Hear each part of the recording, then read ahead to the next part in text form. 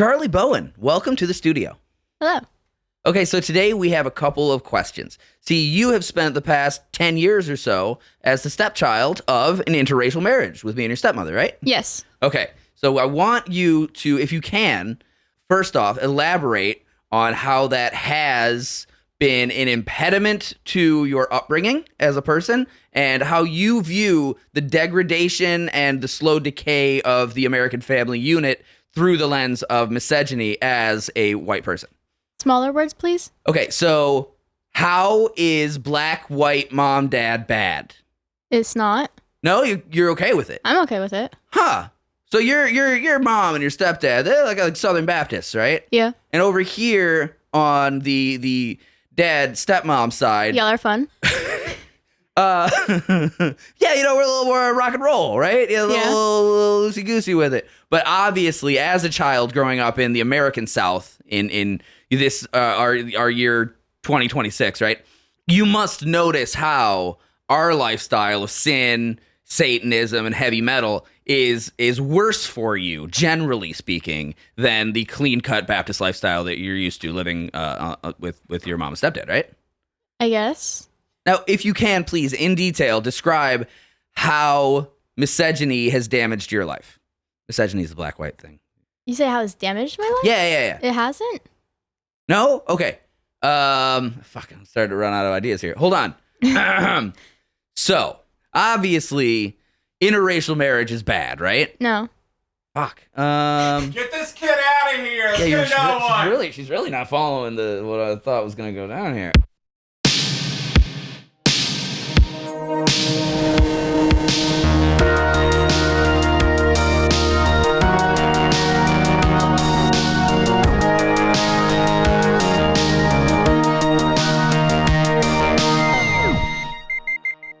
Welcome back, everyone, to Delete Everything Podcast, our forbidden interracial relationship that's about to consummate and consummate hard, but we're going to create some of the most beautiful, most gorgeous, lost, forgotten, omitted, and deleted history out of that. I am a white lady, Patrick Wall. With me is my co-host, a black guy. What? How did you do that whole thing so well? And that was the thing. I'm a white lady. Shut up.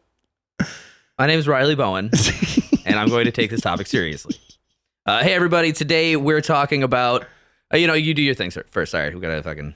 Yeah, we got to do the rest of it. But this week we are talking about the things about the legal. And you know what? Skip that part. We're going to go straight into. Before we jump in, first and foremost, thank you to anyone and everyone who has left us a review, a rating, a Spotify comment.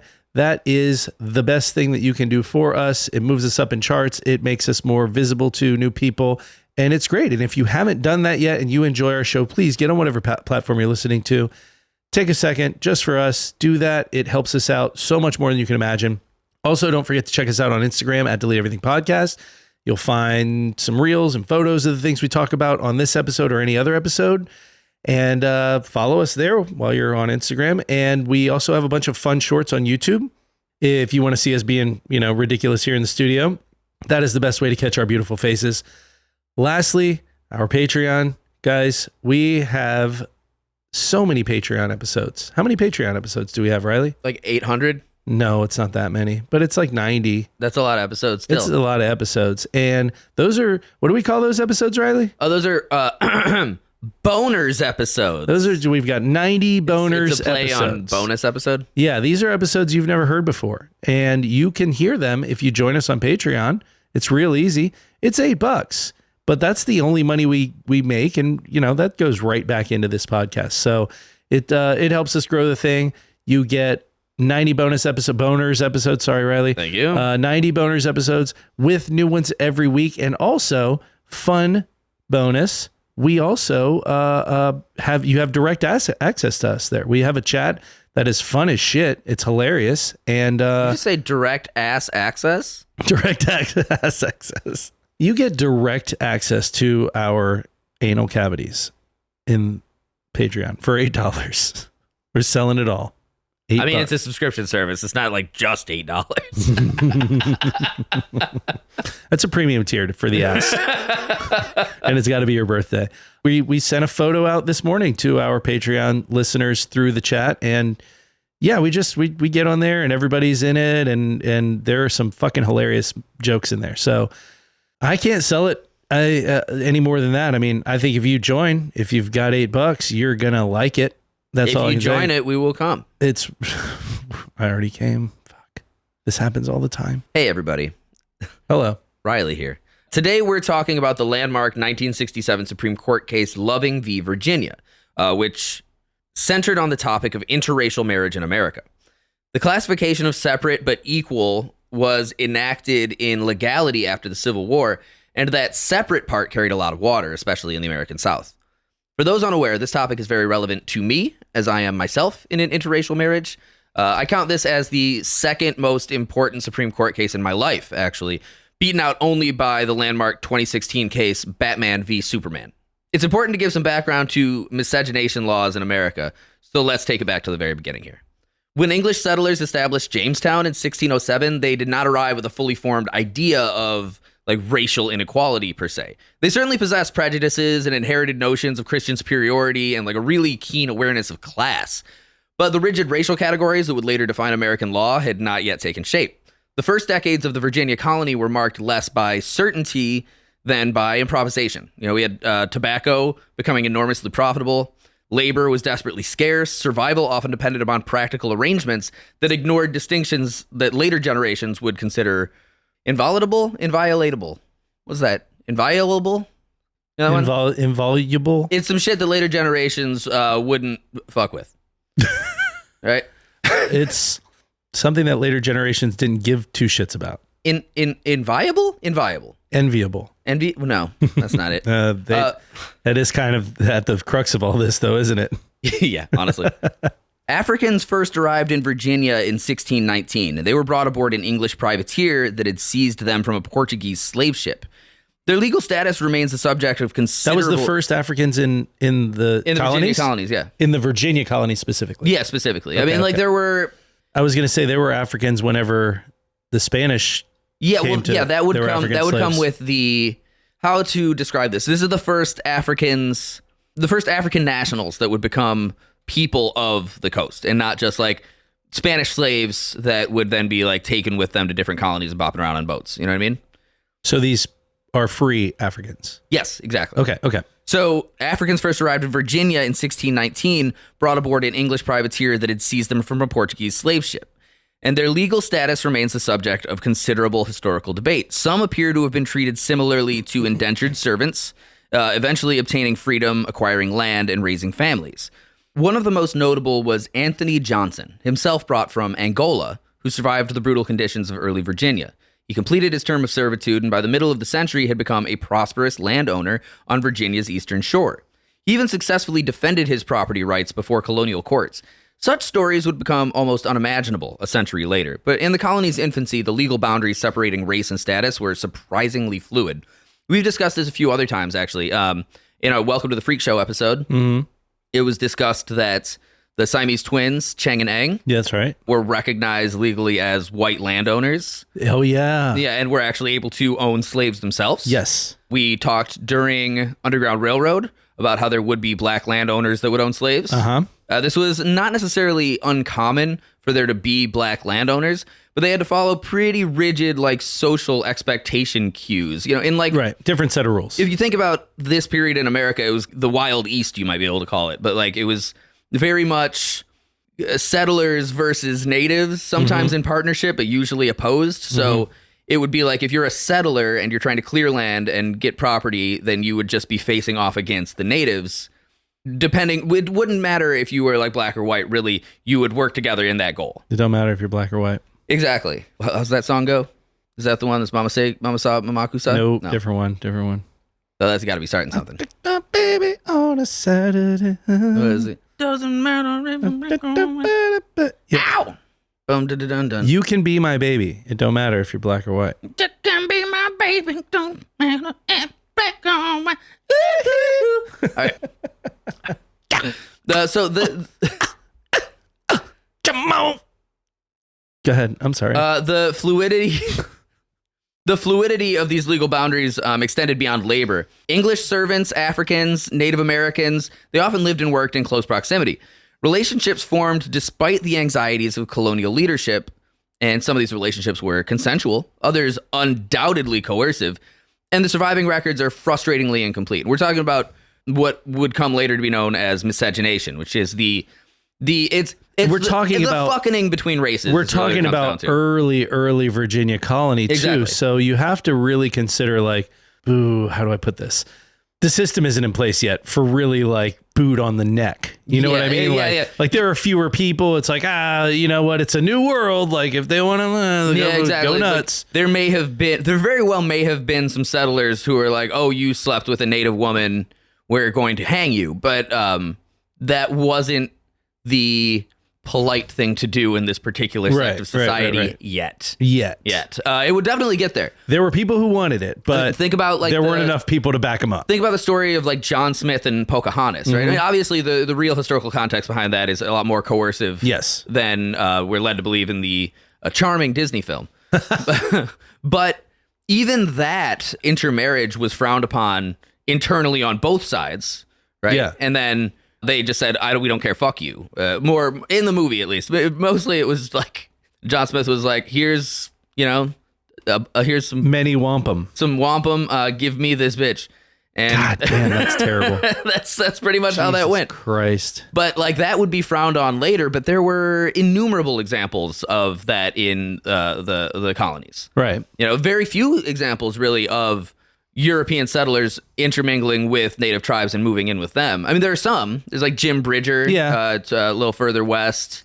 There are also a lot of famous credit where credit's due. Famous pioneer David Bowie is known to have lived with the natives. Credit where credit's due. There are a lot of, especially during westward expansion, young white children whose parents were either killed or died on the trail or whatever, that end up being sort of adopted and raised by a lot of native tribes. I mean, and really like without sort of the same stigma that somebody from a native tribe trying to enter polite white society would have had to deal with. Yeah, it's a similar thing in... They're just very assimilated immediately versus, anybody else trying to...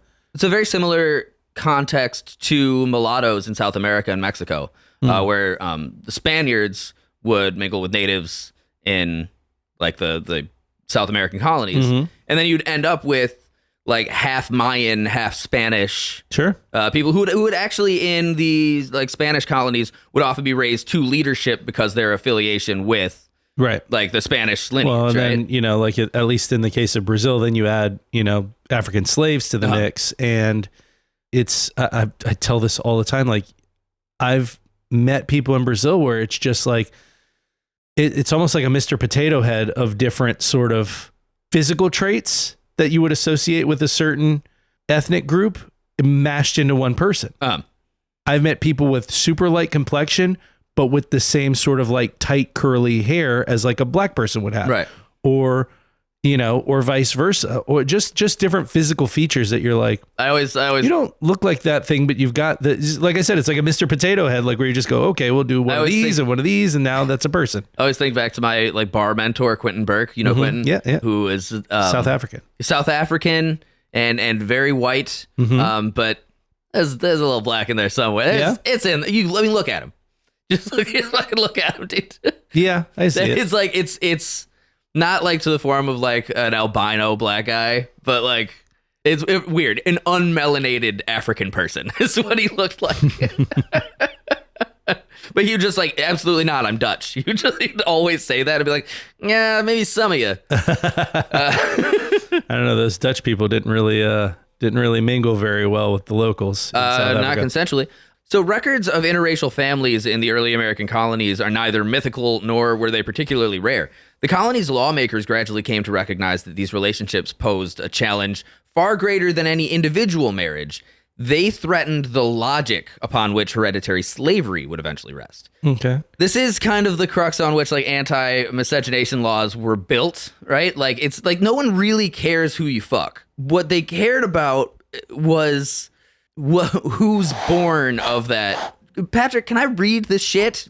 No. You're interrupting me while I'm doing this? Yeah, this is welcome to Delete Everything podcast. Yep. The host of the show always gets interrupted nonstop. Yeah. You invented this whole thing. Yeah, I know.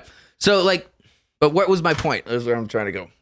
Nobody really cares who you fuck. Nobody cares who you fuck. Nobody really cared who you fuck. What they cared about was what is born of that union, right? Because there comes some of the most beautiful children ever. Yeah, but here's the thing. The central question is deceptively simple, right? If an Englishman fathers a child with an enslaved African woman, what precisely is that child? Slave, usually. Well, this is what I'm getting to here. Under English common law, the answer should have been... You asked me a question, I just answered it. Slave. It is too early for you to be annoyed by this. This is why I'm annoyed by this. Well, because it's early. Yeah. Fuck you, dude. You're going to get it next week. Patrick was late today. Under English common law... 10 minutes. Under English common... Okay, so here's what's happening, right? People are fucking, they're having babies, and then the owners of the colonies... Sweet, beautiful mulatto babies. Yeah, that pose a very interesting question of who owns these babies? The guy who raped his slave. Well, here's the thing. That's their child, yes, but that is also half an English person. Under the crown, no less. So there are... citizenship areas. This is going to get into a whole branch of logic later with like 3/5 compromise, right? Or fucking shit like that, right? There are millions of laws, not millions. It's several dozens of laws, hundreds if you spread them for across what we states. do with the slave rape babies. Right, exactly. That's the worst sentence I will say today. A child's legal condition generally followed that of the father, right? So that would be the English common law, is that if the father is an Englishman, the child is an English citizen. Okay. Right? Applied in Virginia, this principle would have produced an extraordinary result of thousands of children born to enslaved women that might claim the status of free subjects. Well, but here's the thing about English citizenship, and I may be incorrect here, but I think I'm correct. You can't be a slave as an English citizen. No, you cannot. You can be an indentured servant as an English citizen. Interesting concept that. You absolutely can. Yeah. But then you have to rely on the status of your family, right? So you're indentured to your family. You cannot... while reliant on the status of your family. Indentured servants, you become an indentured servant either through free will or imprisonment. So without a crime, there can be no punishment for which you become an indentured servant. The crime is being a beautiful mulatto baby. That's where they haven't developed these laws yet. Well, let's get to it. Put on your powder wig. Let's go. So every such birth represented not merely a moral complication, but an economic loss to slaveholders whose wealth increasingly depended upon human property reproducing itself. You know, if you're a slaveholder and your slaves have children, you now have more slaves. But if you are an Englishman and then you rape your slave and then you have a baby, you're like, fuck, now I got a baby. You can't make that baby work in the field. What did Thomas Jefferson do with all his? Oh, he made him work in the field. So in 16... Did he really? Yeah. Man. Yeah, there's like 12 or 13 of them. They're all slaves. Yeah, here's a fun fact information about America.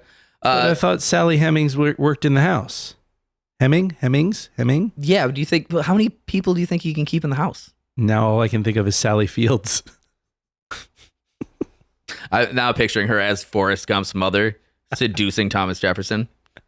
So in 1662... You don't like me. You really don't like me.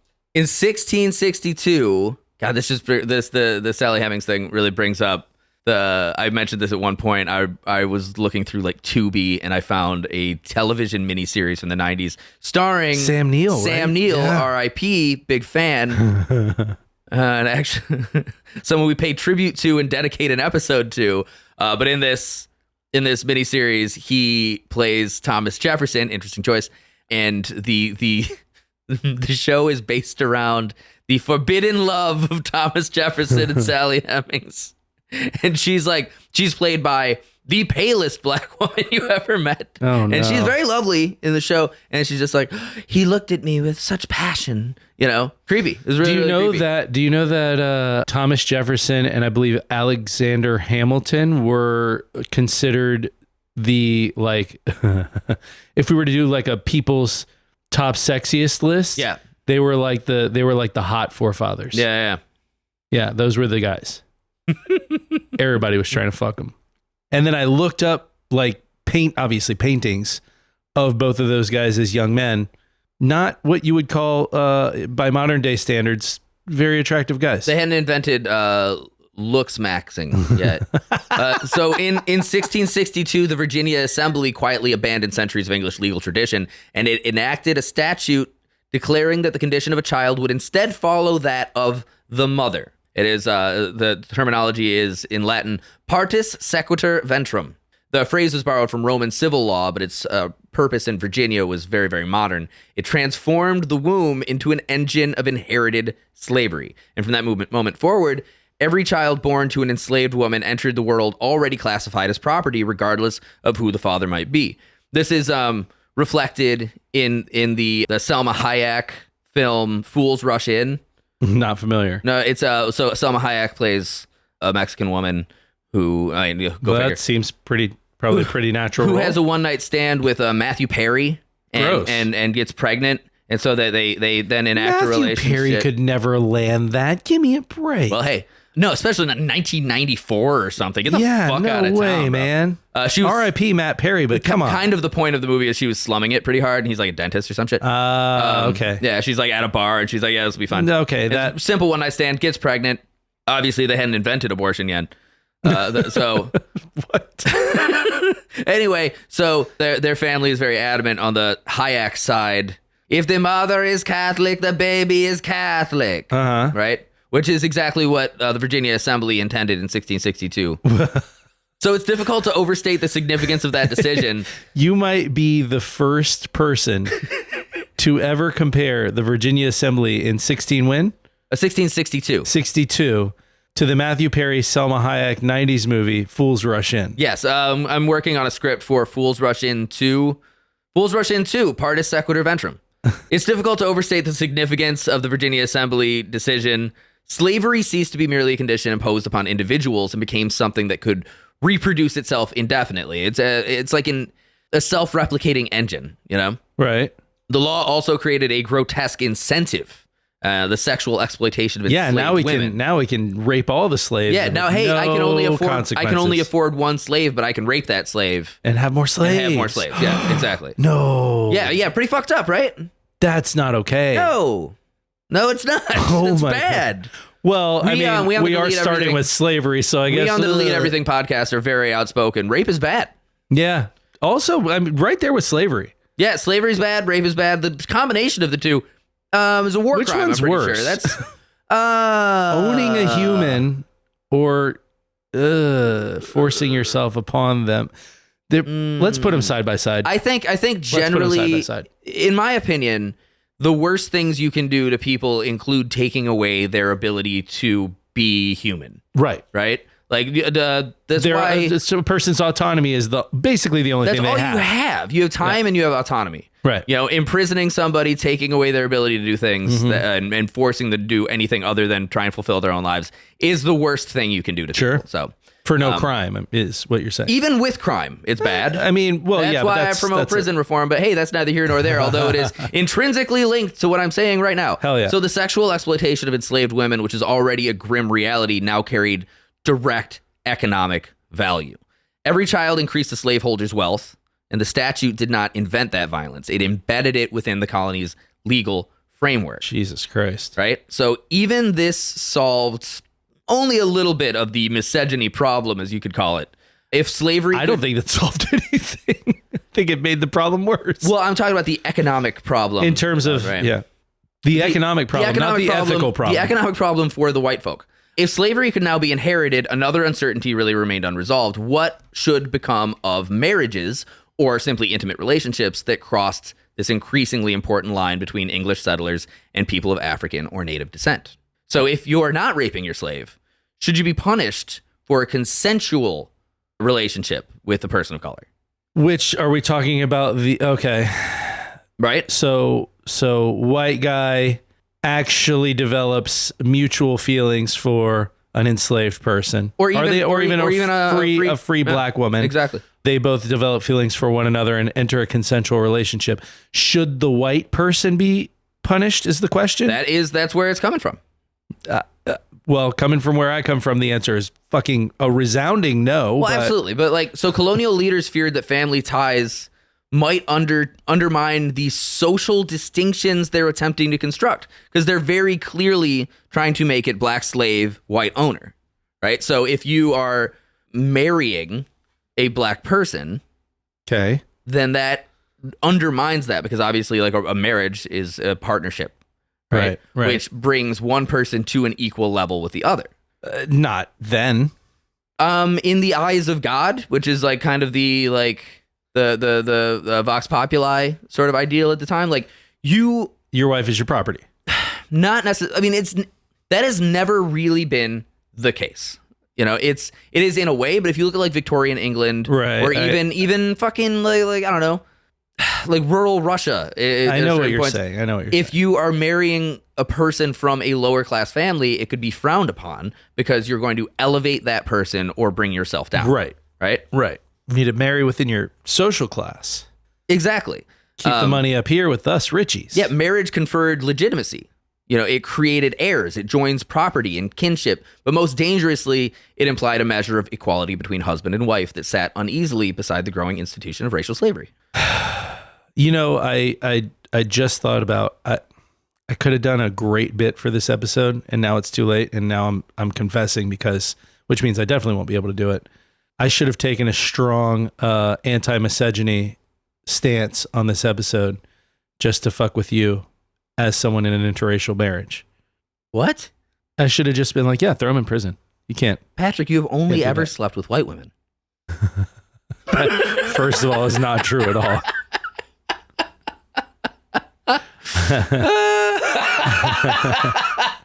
I will say that the checks next to not Latina versus Latina are greatly it's a lot higher on the side of the former. I don't fuck with Latinas. That's scary. Very few of them. So by the closing years of the 17th century, Virginia's legislators concluded that the line between black and white master slave, it really had to be fortified. So in 1691, they enacted one of the most consequential marriage laws in American history. It prohibited marriages between white people and Africans or Native Americans and prescribed banishment as a punishment for those who defied it. Goddamn. Fucking banishment. And this at the time, you know, they were colonies. Yeah. So you'd just be kicked out of your colony, which would later become... And you'd go to like a little enclave in the woods. Yeah, or you'd be sent to another colony where this was not the case. You know, we're talking specifically about like Virginia and other southern colonies. Right. You know, if you got sent to fucking Maine, probably nobody would care. Gross, you know? But then you got to be in Maine. I like Maine. Maine's beautiful 2 months out of the year. I mean, depending on how much like snow. I like snow's pretty. I don't. See Latino. So the statute's language in banishment was practical in its penalties, but revealing in its like very purpose. Behind its legal formalities laid an unmistakable desire to preserve the social boundaries upon which the colony increasingly depended. It was more of a prohibition against certain marriages. It marked one of the first moments when race itself became something that the law claimed authority over, right? Before that, it was just like, oh, you can't. Now it's like, listen, we're the authority on race and race relationship here, which is a very dangerous precedent starting specifically in 1691 that would carry until 1980, probably around 1980. Really? Yeah. So, wait, the legal portion of this or the just societal portion of this? The legal formalities. Till 1980? Buddy, there are still things on the books now.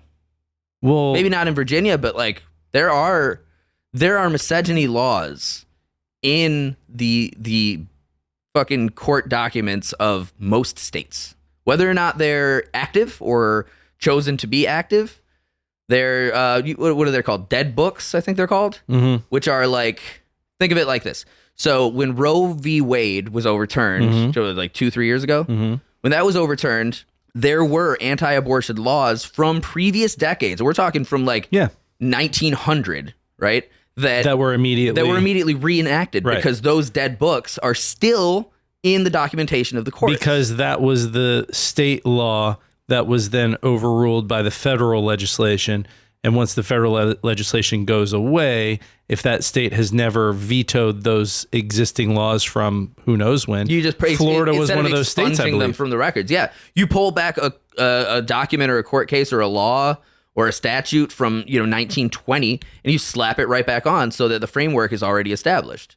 Yeah, they're still there. They're there all the time. Fucking, there are misogyny laws and abortion rulings and weird Christian marriage clauses and, all sorts of shit that are just waiting in the background of all of our fucking state courts, just waiting for somebody in government to make a decision, overturn something, Supreme Court case, right, so they can slap it right back up. That's been the case all. Yeah, that's crazy. Which is fun. So this was a prohibition against certain marriages, and it marked one of the first moments when race itself became something the law claimed authority to define. The legislators could scarcely have imagined that the principle they were codifying would survive for nearly 3 centuries, passing from handwritten colonial statutes into printed law books and now immortalized online. From county courthouses to Supreme Court courts? Mm-hmm. From county courthouses into state Supreme Courts and eventually into the marble chambers of the United States Supreme Court.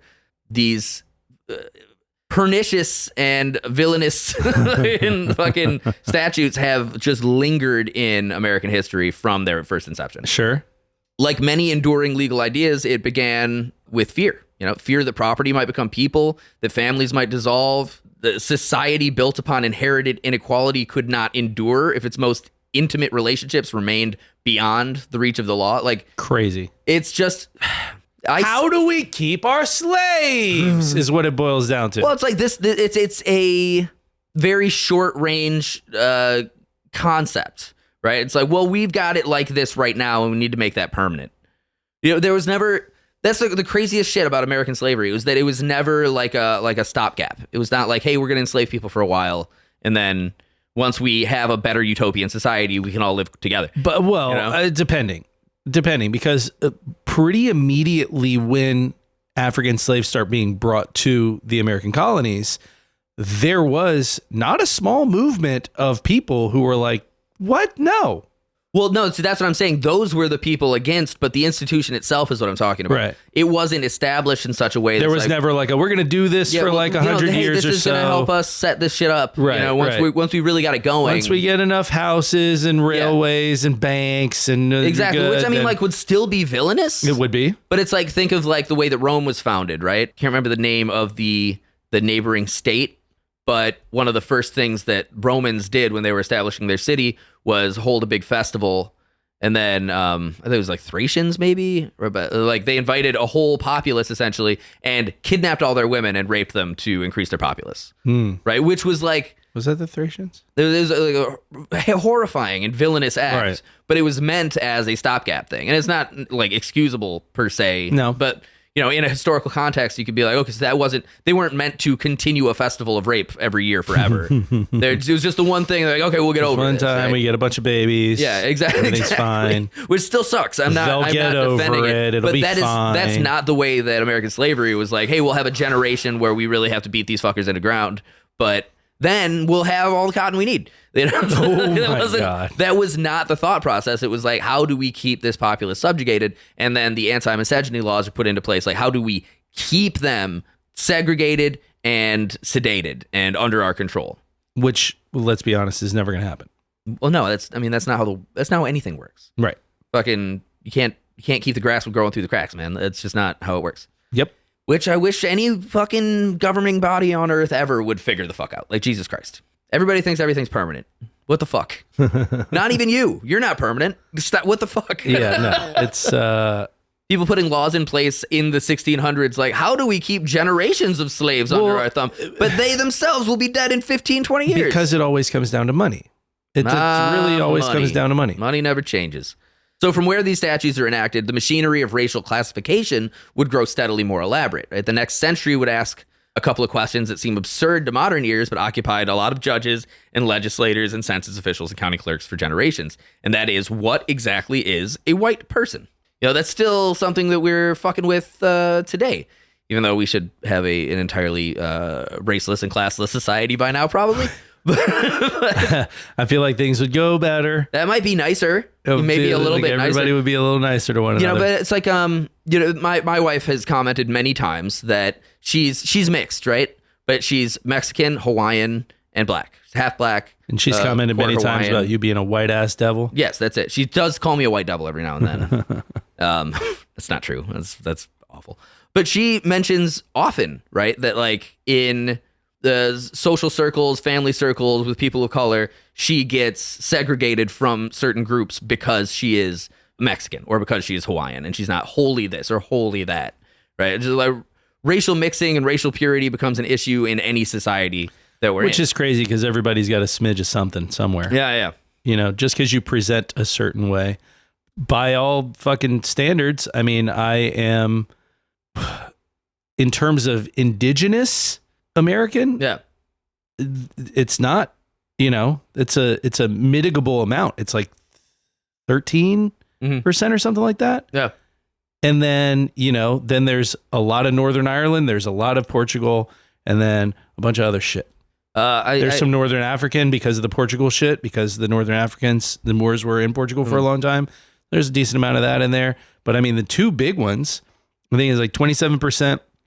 I think it's like 27 and 26 or 20, according to my, DNA genealogy, whatever. But 27, the largest one is Northern Irish. Nice. Yeah. And then I think 26 is like Portugal. My people are mostly Southern Irish, so fuck you. And then there's, there's like 13 indigenous. There's like 3 or 4% Northern African. Like it's a fucking mix, man. My daughter likes to say she's half gay on her dad's side. So in the court's increasingly desperate attempts to answer the question of what a white person is, the true architecture of American anti-miscegenation laws really began to emerge. There's a curious irony at the heart of every law concerning race. Before it can punish anyone for crossing a racial boundary, it must first decide where that boundary lies. Nature offers no statutes. It produces variations in abundance, but it does not divide humanity into neat legal compartments. We've been intermingling and intermixing for the entirety of human history. So sure. Essentially, what the American courts had to do is like, we have to find the widest polar opposites. Literally all the way back to not even modern humans. We be fucking cave ladies. There are still people with Neanderthal blood like Drew. That's where I was going with this. There's still people with Neanderthal blood running through their veins like Drew, which means at some point, not just one or two, but many modern, what are we up to? Homo sapien. Modern Homo sapiens were fucking Neanderthals. Homo erectus. There's probably some of that too. Yeah, no, they had to get that Homo erectus before they could intermingle. But this is the reason that we call him Ooga Booga Bolby. Okay. And have for some time now. We've been doing that the whole time. We've been doing this so long. We've been doing it the whole time. It's not a thing that just got made up. Ooga Booga Bolby. Ooga Booga Bolby. He's not in the studio right now, but he is going to have to edit this, and that's going to be a fun gift for him to unwrap. Hey, folks. Future Ooga Booga here. Just want to say it's been fun working on the podcast, and this will be the last time I edit. Goodbye. Okay, so the work of dividing humanity into these compartments fell to judges and legislators and bureaucrats who spent centuries attempting to give certainty to something that refused to remain certain at all. So essentially, they took the two polar opposites that they could in race, which would be, black and white, just on terms of the color spectrum, even though like genealogically, honestly, there's no variation essentially, but like just you can see a very dark person, you can see a very light person. So we're going to put it on the spectrum between love and fear, right? Put the placard on the wall. Love and fear. But the contradiction emerged almost immediately. Virginia's law had forbidden marriage between white people and those of African or Native ancestry, but it offered remarkably little guidance about how much distinction was going to be recognized. And for a time, lawmakers imagined the answer to be really obvious, right? It's like, well, you are pale, you are dark. So no. In small colonial settlements where families knew one another across generations, ancestry could often be established by reputation. But colonies have a habit of becoming nations, and nations accumulate strangers. Sure. I think the Virginia area is interesting because at what point do they classify those blue people? Was that West Virginia? That was West Virginia, yeah. Right? They're so white, they're blue. I think they came along a little later, but Yeah, it was like, I think what happens in the holler stays in the holler. I wonder if those guys ever ran up into anti-miscegenation laws, actually. I don't think so. I actually was just listening to a story not long ago of an area of southwestern Kentucky that literally, like, not even, I can't remember the exact years, but it was within, like, there are people still alive today where, like, there was no law. There was literally no, like, so if you were a black person and you passed by on the train, like, literally they just randomly stop the train and take people off and shoot them. Just extrajudicious. I can never say that word. Extrajudiciously, just shoot them on the train platform. By the way, if like police came through, because they had no police, the state of West Virginia had police, but this area did not. And if the police came through, they'd get into shootouts with the cops. They'd fucking kill the cops. They'd kill the black people. Anybody who was like not from there. And this is like 60, 70 years ago. So I don't think West Virginia ever sort of complied with anything. No, I mean, that's kind of like it's like the weirdest thing. So much of the outlaw South is based around these laws, but West Virginia to me is one of the most fascinating fucking places. And I know it gets dismissed because of what it is. I mean, for one, we've both been through West Virginia. It's in contention for one of the most beautiful places. Yeah, absolutely gorgeous. Like in the country. The people who reside there are in contention for some of the craziest fucking just the hill people. I mean, there's no other way to describe it. They are all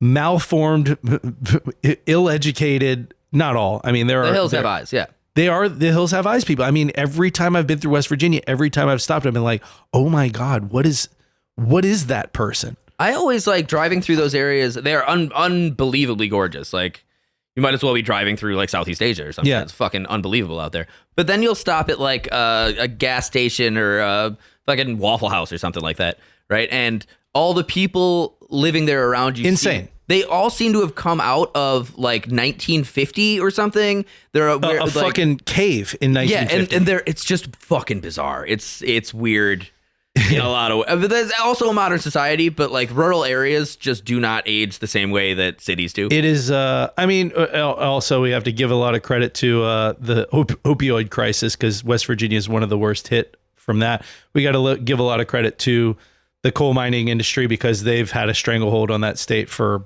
so fucking long. Man, they're both rocks. Yeah. Okay, so the 18th century witnessed the gradual hardening of slavery into a fully racial institution, right? Earlier distinctions between servant and slave gave way to something really absolute. Freedom increasingly became associated with whiteness, while enslavement became associated with blackness. And it was not merely a social transformation, but a legal one. Colonial assemblies passed like statute after statute, restricting the movement's property rights, testimony, and marriages of enslaved Africans and their descendants. And together, these laws formed what historians now call the slave codes. Yeah, gross. Yeah, gross. The slave codes. Nope. Not a good band name. Not a good band name, not a good movie title, not a good anything. Not a good word to just say in passing. Much less in an official capacity, probably on some courthouse steps or something. We present to the populace the slave codes. Boo.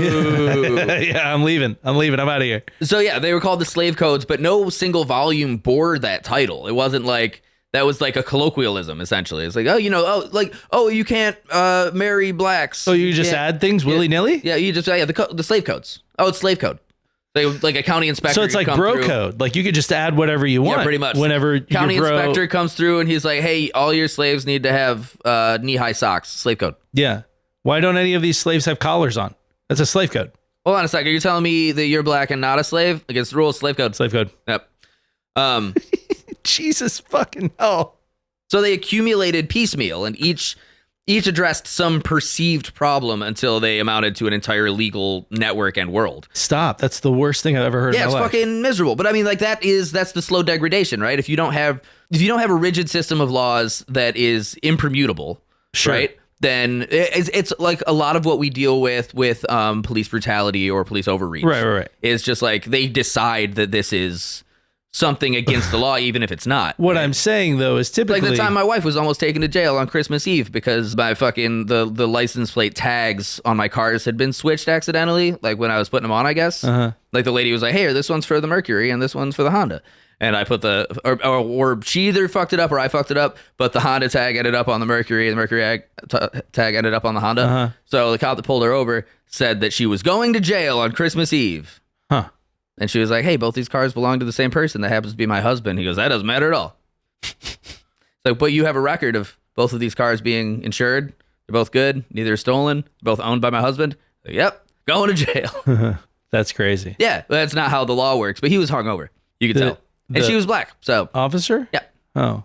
So I had to go out there. I'm just, my whole point I was going to make is normally when you think about laws being established, and this goes back way earlier than us or this story, it typically involves everybody sitting around and thinking about the best way to implement a thing and weighing the pros and cons and debating those pros and cons because not all people feel the same way about the same thing. And then at the end of the day, you go, okay, this is what we can all agree on. This is the compromise. This will be the law moving forward. Not, hey, let's do some slave codes. And like, as we see a thing, what was that?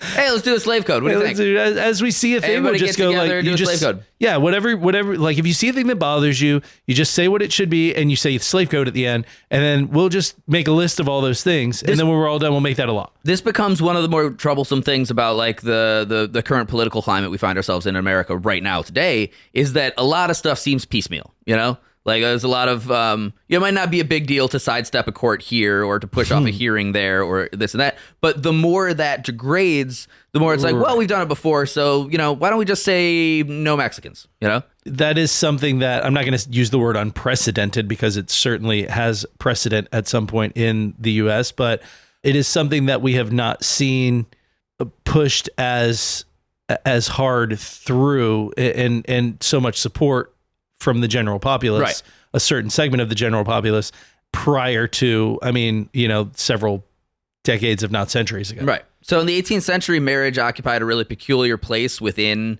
this piecemeal system. Unlike labor or taxation, it touched the intimate fabric of your daily life. So to regulate marriage was to regulate inheritance, legitimacy, property, and family, right? A child born outside the permitted categories threatened not simply custom, but the carefully ordered hierarchy upon which colonial society increasingly relied. How do you pass down your property? Where does your taxes go? What is your taxation level? Who inherits?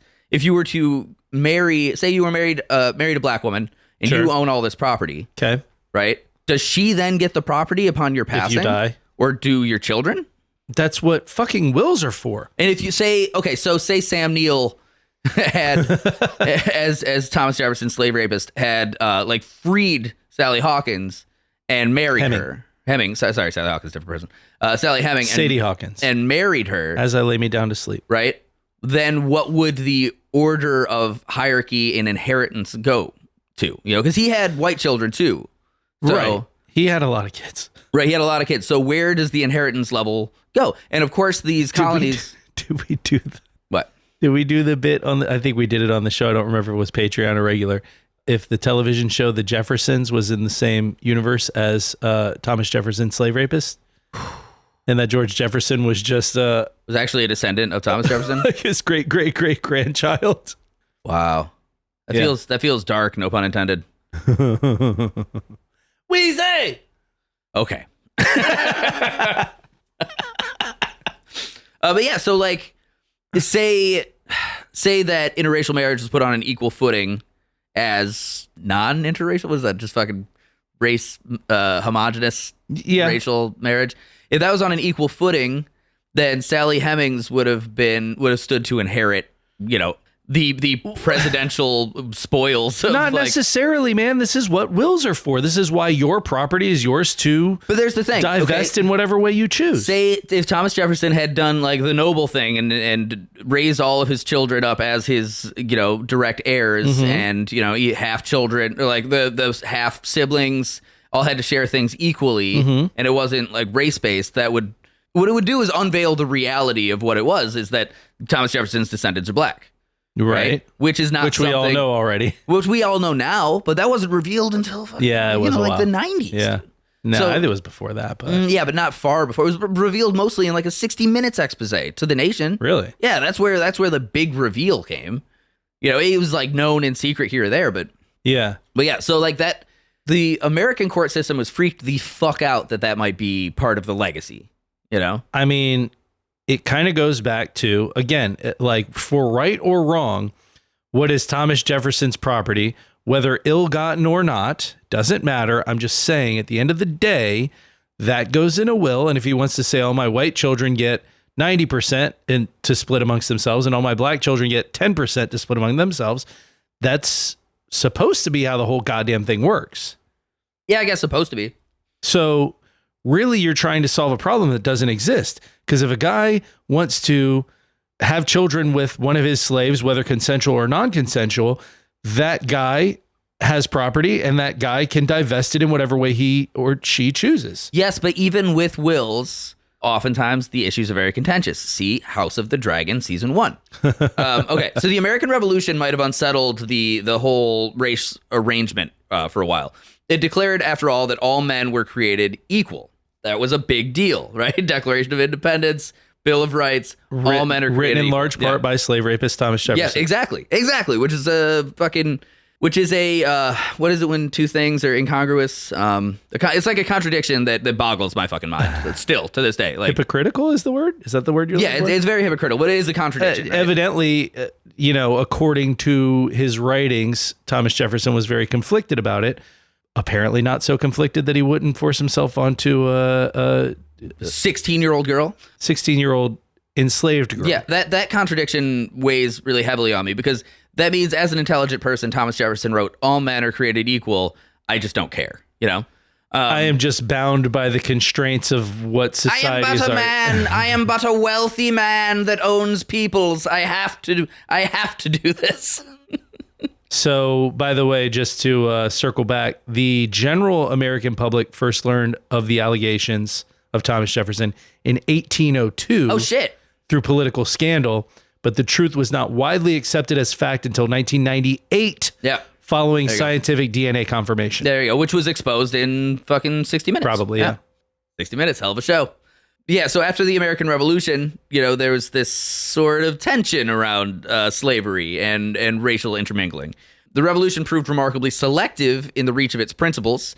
Independence severed the colonies from Britain, but it did not dissolve the institution of slavery, nor did it erase the laws forbidding interracial marriage. Indeed, in several states, these laws survived the revolution with scarcely any revision, though the lofty language of liberty belonged to one chapter of American life, while the regulation of race belonged to another. It was during the early... Yeah, right? Jesus Christ. It was during the early republic that the legal imagination began to wander into territory that now seems almost fucking surreal. Legislators found themselves confronting individuals whose ancestry resisted classification. A man might have one African grandparent and 3 European grandparents. A woman might descend from generations of free people of color whose family history stretched back before the revolution. Others claim native ancestry or mixed European lineages that confounded the local officials who were unfamiliar with their origins, and the law required certainty. Reality offered complexity. Right? So the arithmetic started to kick in here. Some states declared that anyone possessing 1/4 African ancestry couldn't marry a white person. You're right. So if you're I if you're understood that. 1/4 black, you couldn't marry a white person. Crazy. Others settled upon an 1/8.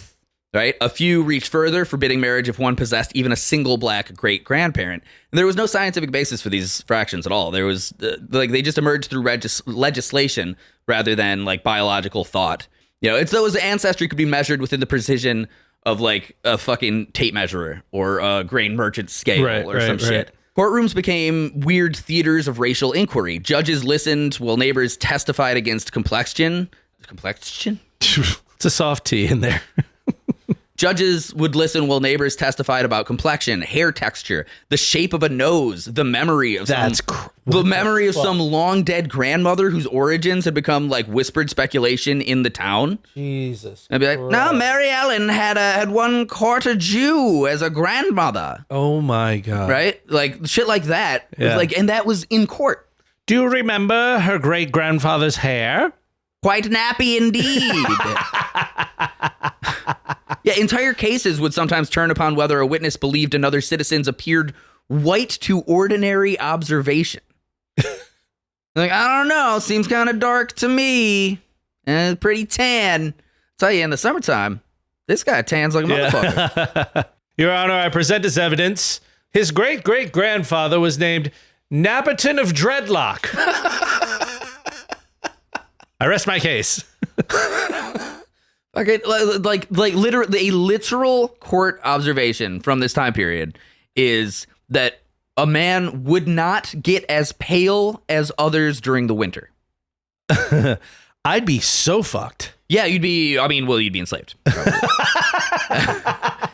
With that nose? Oh, that skin? This nose it goes this way. They'd be like, I know not. They'd be like, he's fucking. I know if you not be a tribal nor a Jew. Yeah. But you're coming with us.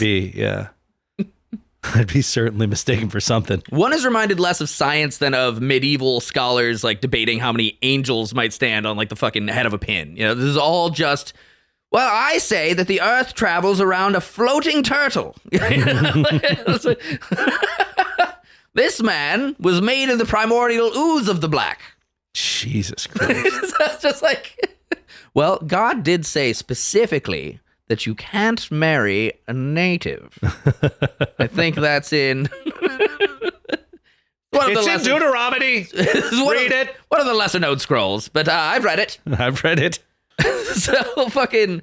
You'll find it in the Library of Alexandria, which I've been to. Go and prove me wrong. So the whole fucking court system was like this elaborate internal logic of racism. Yet its centered assumption dissolved under any close inspection. Like, if race was really obvious, why did the courts require so much evidence to identify it? Like, what the fuck is going on here? And then, like, this would be weaponized. It's kind of like a witch trial sort of thing, where it's like, well, I want my neighbor's land. He's starting to look pretty fucking black to me.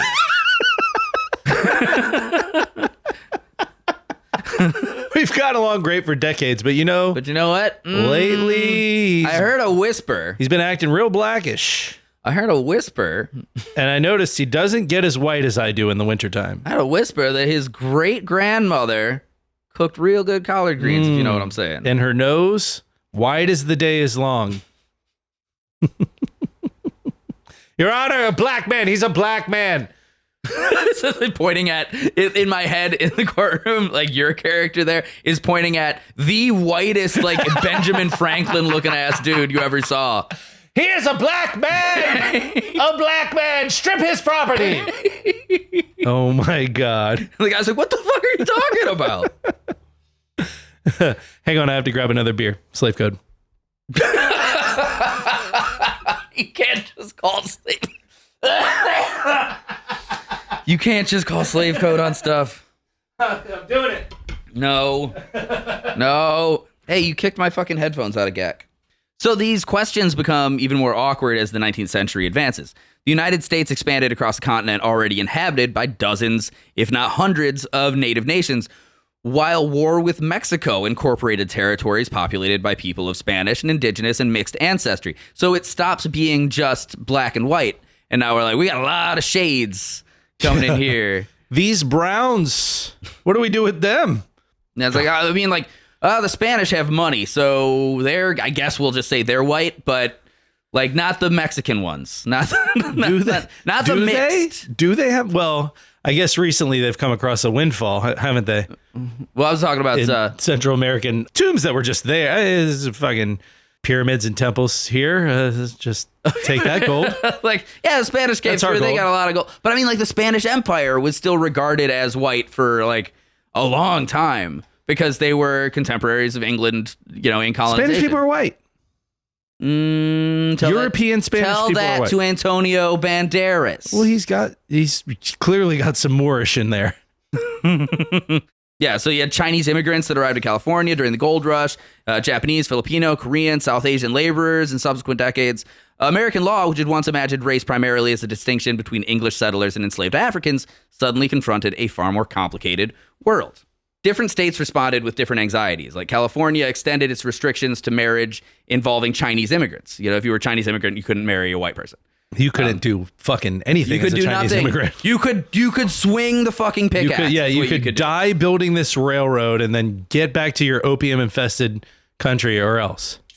Dance for me. Western territories debated the status of Japanese and Filipino residents a lot because Japan was pretty well respected always, kind of, as its own country because it was isolationist and they had like fucking like a really heavy monarchy. So, you know, Japanese immigrants coming over would instantly be above Chinese immigrants. Right. Well, they're not Chinese, but they're Chinese adjacent. And it'd be like, I don't know, can we fuck the Japanese? Because it is really what it kind of all boils down to. It's really just like a guy with a weird mustache being like, but can we fuck them? Yeah.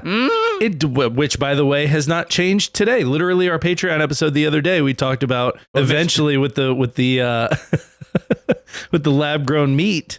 You know, can we fuck it? Any new technology always gets a real boost through kink shit. Yeah, it's really true. I mean, the internet, what proliferated immediately? Porn. VR, what proliferated immediately? The internet porn. is for porn. So, did you ever, was it fucking Station Q, I think it was? It was like a puppet musical. Mm-hmm. Have you ever see that one or hear it? There's a song in there that goes, the internet is for porn. The internet is for porn. I'm not familiar. Mm-hmm. So grab your dick and double click for porn. Here's what I want to know. Like, you know, we're having we're having a boom in the last couple decades on like robotics technology. I like the girls with the boom. Jesus Christ. I once got busy in a Burger King bathroom. Okay. Crazy, allow me to amaze thee. Why can't I think of Digital Underground? Yeah, Digital Underground. The Humpty Dance. It's your chance to do the hump. Yeah. Tupac was in that. Yep. Anywho, robotics is having like a real boom in the last couple decades. I wonder how much of that, you know, what we've got going on in terms of, you know, bionic limb stuff. Yeah. You know, that's actually what I wanted to do whenever I first went to college. I was going to be a robotics engineer. Yeah? Yeah. I was going to go mechanical engineering into robotics. I wanted to do prosthetics, robotic prosthetics. That's so annoying. Why? I want to do some good for the world. No, it's because do you hate people who've been blown up by IEDs protecting our freedom, Riley? Listeners of the show will know that I recently got Patrick hired at the place I work, and he became my boss instantly, which is really frustrating for me. But now what he's doing right now is he's describing something that my other boss, who is a friend of mine, went to fucking college for. Do you know that? I didn't know that. Yes. I did not. Yes, it's what I had no idea. What Justin did in college. Yeah, he went for biomechanics. That's cool. Yeah. That explains a lot of things. Yeah, well, but like because he's autistic. Well, no, but my point that I was trying to make is, you know, these technologies being linked to porn. I wonder how many of those engineers used like Sybian machines to be like, well, that's got some. These pistons are really going to work. I could make a leg with these Sybian machines. Oh, you mean like took them apart and they were like, this would be a small motor. Yeah. You know. How can we make this machine that fucks a lady on a bench? I think more interestingly, work for this. Actually, how many people that went to college for like biomechanical enginering are now making Sybian machines? Yeah, all of them. It's like we need like a clitoral flat motion. Okay. So I'm gonna get back to this. Okay, go ahead. I feel like we've been talking for a long time. I haven't even gotten to the actual court case yet. If the 19th century had taught Americans anything, it was that the law possessed a really long memory because statutes survived revolutions and constitutions and civil wars. And there were moments when the law seemed almost secondary, like when its authority dissolved into something other than logic and it became more primitive, right? You could read every page of Virginia's legal code and still fail to understand the true danger of crossing that color line, right? Like you could know everything there is to know about the law in Virginia and still end up getting lynched because you hung out with a person of color. Because someone said, can't hang out with black people, slave code. Exactly, slave code. They just fucking slap it down. And then the police would be like, oh yeah, slave code. Slap it down. Yeah. Now there's cards. We were in the 19th century. Slave code challenge coin. Slave code. Ding. But yeah, you had to leave the courthouse and walk into the town square and know the people to know this is where you get into sundown towns and shit like this. You know, this is like where the racial enclaving begins, especially post-slavery. Still a great name for like a Midwest emo band. Yeah. But like that's where that inequality thing. So after the Civil War, you know, you get the separate but equal, but that means fucking separate. Separate, right. Separate. Right. Stayed out. unless you're going to do work. Well, at you my could place. enforce it however you wanted to enforce it, right? Because exactly. then it goes to the states, and the states can go, okay. But separate but equal has an interesting connotation we'll talk about real soon. The years after construction are often remembered for the rise of segregation, but segregation was only one expression of a broader project. They paid a lot more attention to the separate part than they paid to the equal part. That is very true. White supremacy requires more than separate railway cars and schoolhouses. It demanded constant demonstrations that the establishment of order remained intact. Violence became one of the principal languages. Lynching is frequently described as punishment for alleged crimes like murder, theft, or assault. But historians have long observed that many victims had committed no recognizable offenses. Some had attempted to vote. Others had prospered in business or challenged a labor dispute or refused to step aside on a sidewalk. Some were just accused of shit they never did. Yep, very much so.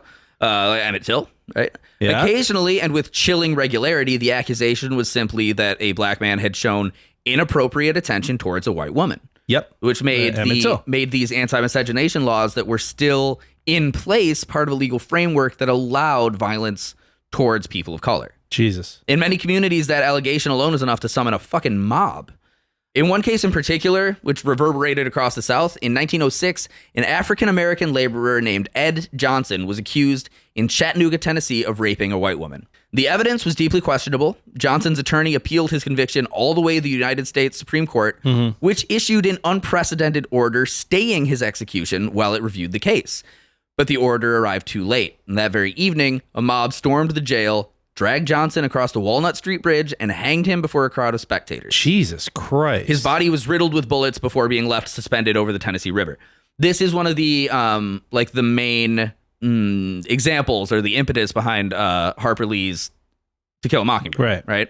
That lynching was extraordinary not only for its brutality, but for its defiance of the nation's highest court. That's like that when you talk about like the rebel South. Yeah. They're like, outlaw South. That's one of those things is like the Supreme Court said, well, fuck that. We're still going to kill him. Yeah. Well, I mean, look all the way to, like it didn't even have to be individuals. Look at Tulsa, Oklahoma. Yep. Look at Seneca Village, New York. Like any time there was a thriving, largely African population, making money, owning businesses, and then just through some sort of fucking vigilante craziness, everything gets fucking destroyed and nobody is held accountable. The Supreme Court later held... Maybe they should have called it equal but separate. Maybe they would have focused... If we're focusing on the first word, maybe equel but separate. Just focus on the Probably equal part. Just called it separate. Probably just should have called it separate. Hey, everybody's people. It's fine. It's all going to be fine.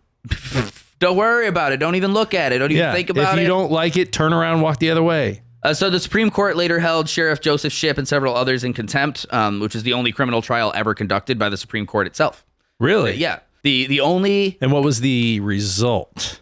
The larger lesson was that, like you could murder a person against the direct orders of the United States Supreme Court. So the Supreme Court was like, hey, don't do that. And you would be held in contempt of court. Oh. They weren't held on murder charges. They were held on not listening to the Supreme Court. Right. You could go to jail for that. Like, that's the result. You can go to jail for that, sure. You're going to go to jail for the same way that you would if you hung an innocent person on a bridge and then shot their bodies? No, probably not. Like, no. Those are different. That's a different statute. Different thing.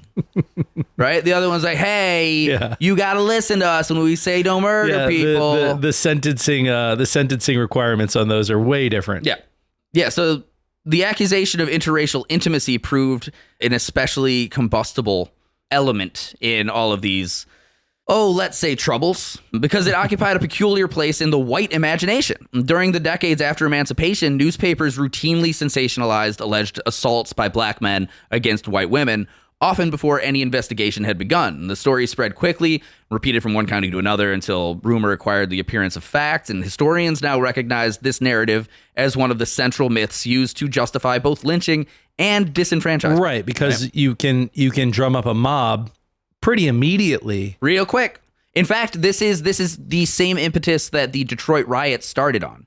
It was like the Detroit riots. The rumor gets a mob getting all fucking ravenous.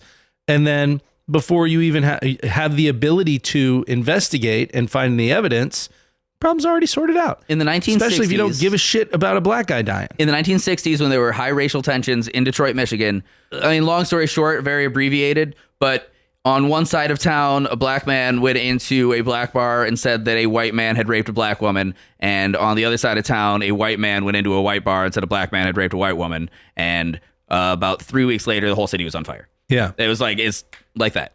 Was there any reality to either one of those claims? Possibly somewhere.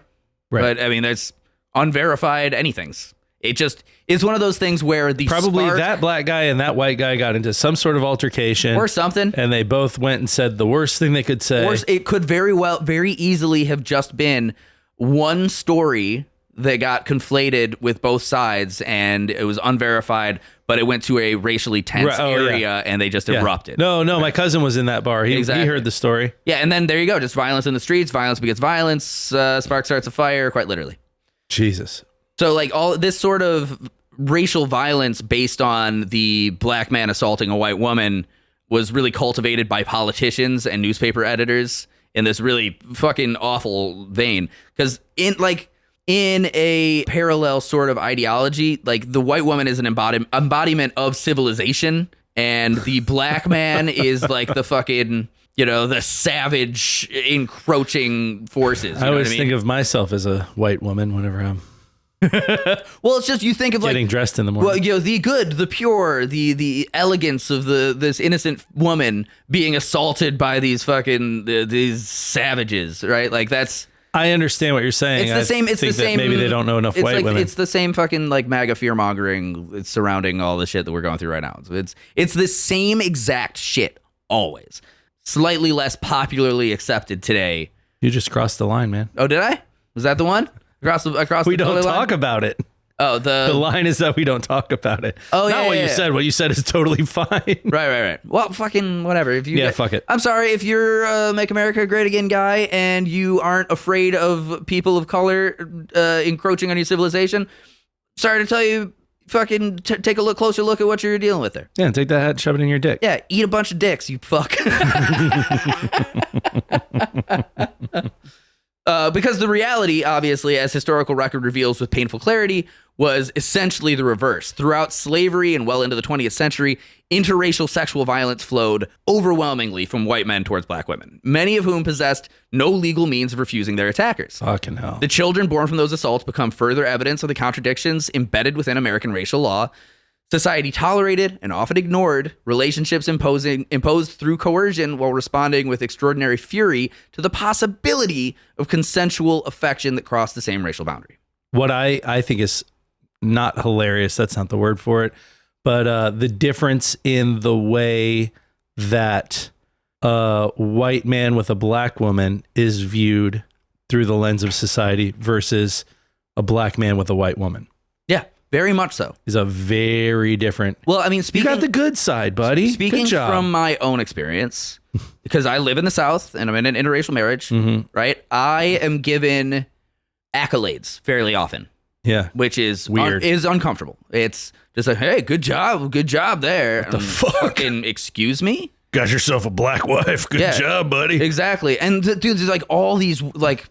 I think anyone can assume what like the biggest like assumption that people have there is. Yeah, it's a dominance fantasy. Yeah, it's exactly. a slavery dominance fantasy. Yeah, it's which is fucking creepy. But it also in a very weird which is funny because turn, it's she is so much the dominant one in your relationship. 100%. She'll beat my fucking ass, dude. My wife is scary as fuck. And I love her. We have a wonderful relationship, and it's very good most of the time.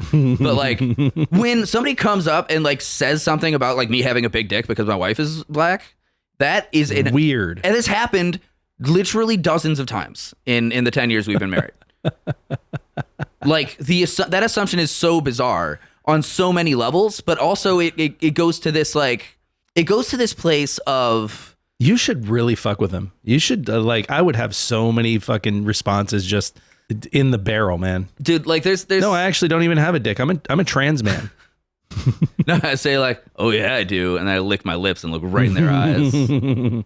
There's a lot of weird shit attached to like trying to live in this margin between different like clashing societies all the time. You know, like when I deal with her family, which is a Southern black family, it's like there's a whole community attached to that, which is very far removed from white communities mostly. Yeah. And I'm oftentimes not treated particularly well there. Really? Yeah. No, there's one particular uncle on a Thanksgiving that I went to who looked me right in the face and said, I don't like white people, and like pushed his way past me. It's like, it happens. It's not like I'm getting fucking beaten or anything, but it's obviously. You should have said, I'm not even white, man. I'm a trans white. There was a wedding I went to where I got served like a plate of food before somebody that had kids that turned into a big weird fucking like racial interaction. It's like Somebody just handed me this, man. Yeah, and I'm just like, and I don't know. I'll tell you this whole story some other time, but I was obviously out of fucking place there. Okay, I had a handlebar mustache. It was not fucking working out well. I remember the handlebar mustache. Well, dude, so this wedding. You were such a dick. This wedding, I still am a dick. This wedding was, I was told it had a 1920s theme. Mm-hmm. Okay? I have not been in a Southern black community very long at this point. Right. I was like, 1920s, cool. I'm a fucking... Yeah, you were like, I'm a craft bartender. I'll just wear my work uniform. I put on my vest and I fucking curl the mustache and I'm like, here we go.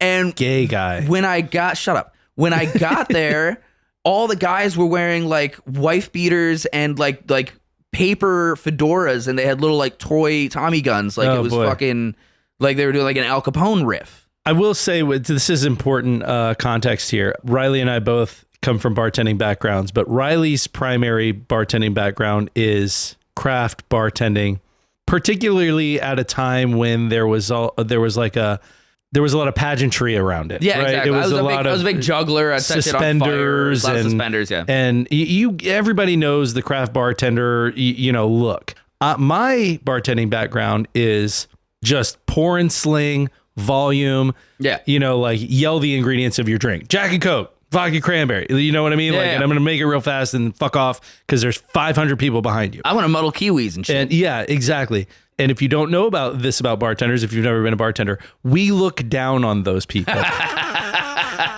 One, because they have so much more arrogance about bartending, even though we make more money than them. So it's funny that so at the height of my just put on your work uniform. Height of my pretension, I went to a fucking like a wedding at like a fucking Knights of Columbus hall or some shit in Interlochen, Florida, with a full fucking tweed vest and a handlebar mustache, and I was an obvious fucking like nerd. Asshole there, like. That nobody wanted to fucking talk to me, and it was very, very weird. But at the same time, in white communities, I had to throw privilege around like crazy. Like, were you guys married yet, or just dating? We were just dating at the time. Yeah. I think. So everybody was like, "Who the fuck is this guy?" Magdalena's white boyfriend. I was like, he must have money. Was something I heard a lot big from them. Dick.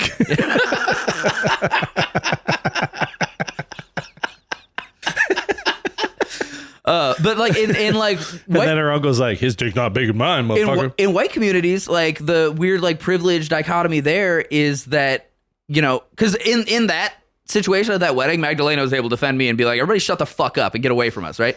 But then in like Publix or some shit, some old white lady will just like cluck her teeth and fucking shake her head at us as we walk by, and I am well within my rights there to be like, hey, the fuck are you looking at, lady? For those of you who don't live in the Southeast, Publix is a grocery store.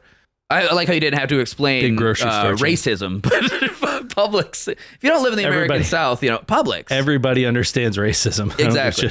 Our people listening in Singapore know what racism is. In 1883, scarcely 2 decades after the Civil War, the United States Supreme Court decided Pace v. Alabama. And the facts themselves are almost disarmingly ordinary. Tony Pace, who's a black man, and Mary Cox, a white woman, had been convicted under an Alabama statute prohibiting interracial relationships. Jesus. They argued... Always Alabama. This is the part where I start getting more interested, because as we start getting into more legalese here, they argued that the 14th Amendment's promise of equal protection rendered the law unconstitutional. Okay. Which is true. I mean, it simply is. Yeah. Their reasoning was very, very simple. If marriage and intimacy were lawful between 2 white people or 2 black people, how could the same conduct become criminal solely because the couple belonged to different races?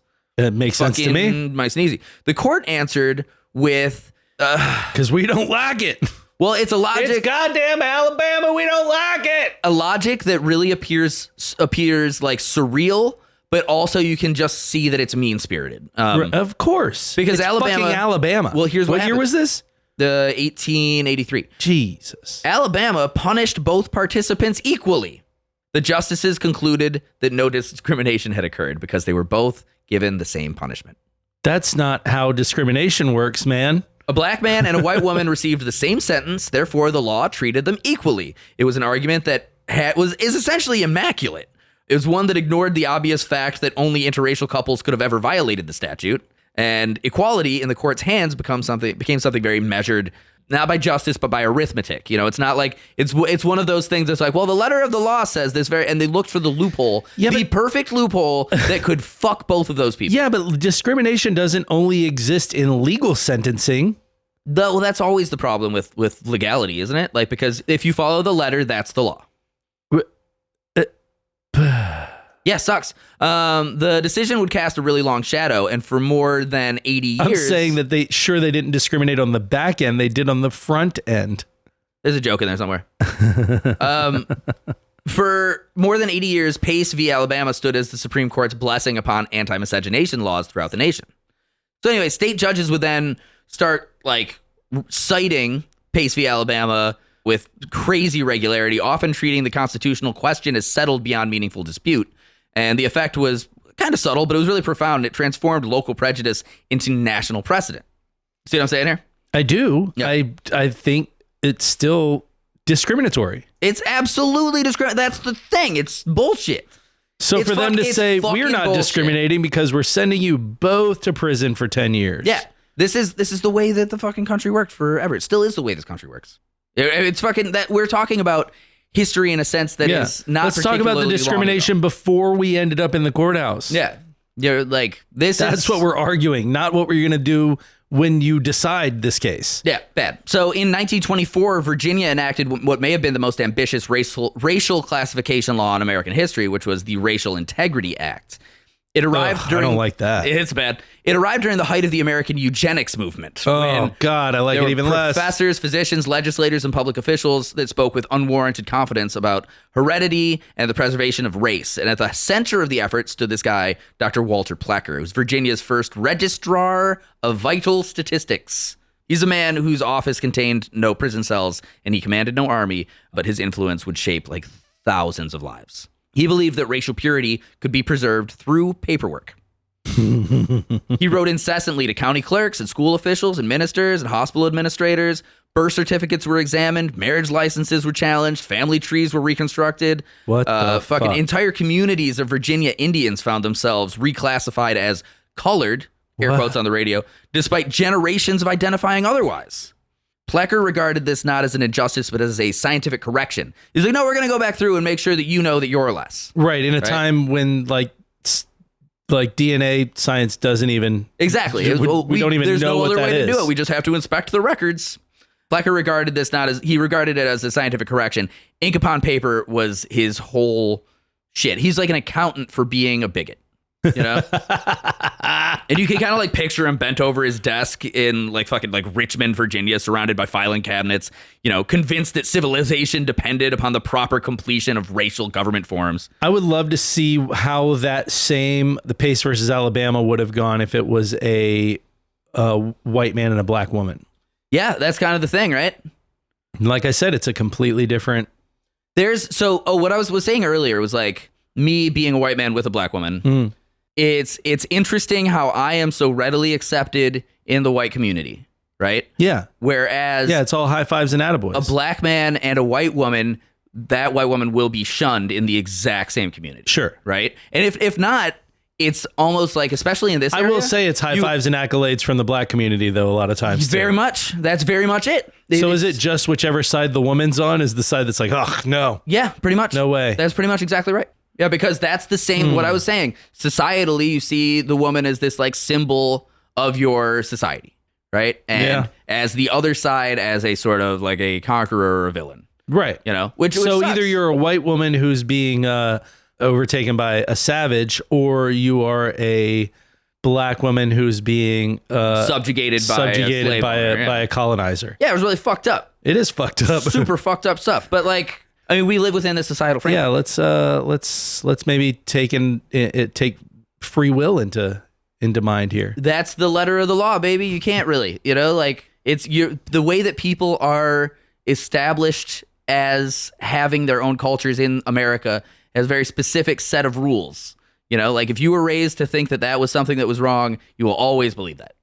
It's just stupid and dumb. In 1948, the California Supreme Court issued its remarkable decision in Perez v. Sharp. It was the first high court in a nation to declare that prohibiting interracial marriage violated the Constitution. Clearly. Yes, obviously. I mean, it's obvious. It doesn't matter how obvious it is. There's always a bigoted bullshit reason. This is one of the reasons, like, I'm not a liberal by any means, really. I consider myself more of a radical. But that's only because when I look at policy, I always think and like, well, logically, this is dumb as fuck. And liberals will be like, well, they have their views and we have to work within the framework of the law. I'm like, no, that right there where you're prohibiting interracial marriage should be burned down and there should be an execution attached to it. You know, like that's I don't know that there's a way to read constitutional law and say, well, yeah, 2 blacks is fine, 2 whites is fine, but you mix those up and this whole document goes out the window. There's a judge who says something interesting once we get into Loving v. Virginia in the next couple of pages. I can't wait. So in Perez v. Sharp, it was decided that prohibiting interracial marriage violated the Constitution, and the opinion did not immediately change the South by any means, nor did it persuade the United States Supreme Court to reconsider Pace v. Alabama. Really? Right? Yet it represented the first visible crack in a wall that had appeared really immovable for centuries at this point. So for the first time, a state Supreme Court spoke of marriage not as a privilege granted according to race, but as one of the fundamental liberties of free people, which, I mean, it has to be. People have been engaging in partnerships, like the bicameral family union has been around always, you know, and of course I'm not like the nuclear family has to be preserved kind of guy, but like you have a right to that, you know, if you want to be married to another person, you have that right. It doesn't matter as long as it's consensual. It doesn't matter what the I was going to say, provided everyone's on board within the relationship, then that is a human right. There's no other way to look at it. You know? Honestly, not. If he says I do and she says I do, then what the fuck are we talking about? Yeah, that's the fuck out of here. There's more to that later. So Virginia didn't fucking care, essentially, about Perez v. Sharp. And only a few years later, another case arrived before the court. It was a Chinese sailor named Naim, N-A-I-M. Okay. Naim. And his white Virginia wife, who had married legally in the District of Columbia, believing, as many couples did, that crossing a border transformed the impossible into the permissible. Right? So they got married in D.C. He's not American, so who cares? Well, he's an immigrant, right? Okay. So he's a Chinese sailor. He marries a white wife in Virginia, or from Virginia. They go to Washington, D.C. They get married. They move back to Virginia. Okay. Virginia refused to recognize the marriage. Of course they did. Right? This can be seen in a parallel with like abortion laws these days. Like if you cross state lines to get an abortion, you will go to prison. Well, if you're from Texas, yeah. If you're from Florida, if you're from Texas, from Alabama, I don't know that Georgia, Florida has that. Florida has that. Do they really? Yeah. So when they returned, Virginia just did not recognize the marriage, and the state's highest court declared that preserving racial integrity justified the prohibition. The United States Supreme Court had an opportunity to decide the matter, but they just quietly stepped aside and declined to resolve the constitutional question, which is a heavy silence, right? Right. What up, bitches? Hey, we're just doing a really heavy, convoluted episode that you're going to have to edit the dick out of. Fuck. Yeah. So for a while, judges debated constitutional doctrine in varying courtrooms, and young couples continued to fall in love without consulting legal codes, obviously. But somewhere in rural Virginia, there was a quiet bricklayer named Richard Loving, who was growing older, and not far away, Mildred Jeter, whose ancestry reflected the complicated history of Virginia itself. She was African American and Native American, and had been intertwined in various levels throughout, hundreds of years of her family. These two started to find each other, right? By the way, there are no states that have current laws, not for lack of trying, that prosecute individuals simply for traveling to another state to receive an abortion. Slave code. The constitutional right to interstate travel remains intact. Sure. However, a few states have targeted those who assist minors or aid in travel coordination. Slave code. Idaho, Alabama, and Tennessee specifically. Slap it down. Slave code. Slave code. Yeah, I mean, like it doesn't have to be a law like that. It will be seen in court again and again and again. Oh, for sure. So neither Mildred Jeter nor Richard Loving could have known that by the time they met, the machinery set in motion in 1691 was still turning, and the statutes had grown more elaborate, and the theories had become clothed in this weird language of eugenics and fake fucking pseudoscience, and courts had wrapped all this constitutional reasoning around it, right? Sure. So in the summer of 1958, the question of could the state decide whom a person was permitted to love, which became an actual issue, that question would cease to belong to legislators and judges alone, and it would enter a home in Caroline County, Virginia, in the middle of the night.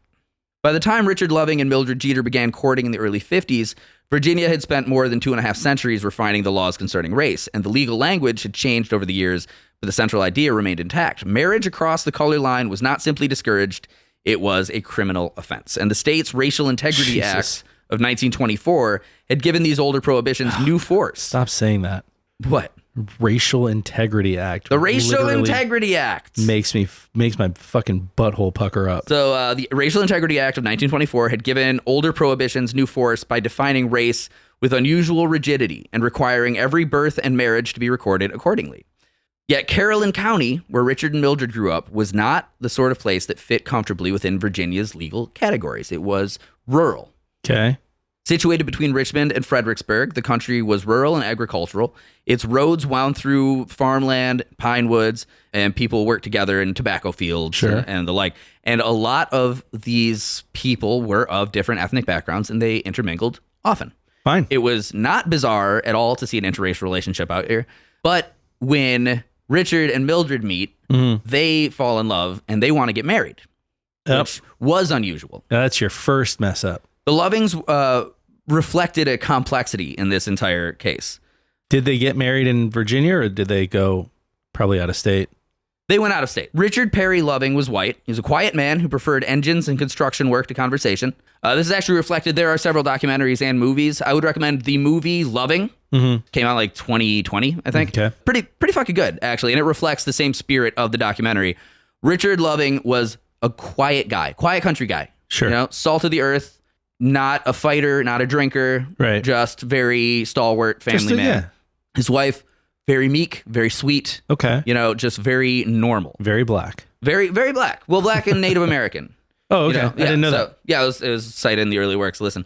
Sorry, I missed that part. Friends and family consistently describe Richard as reserved, even shy. He wasn't an activist at all. He didn't have that temperament. He didn't seek attention.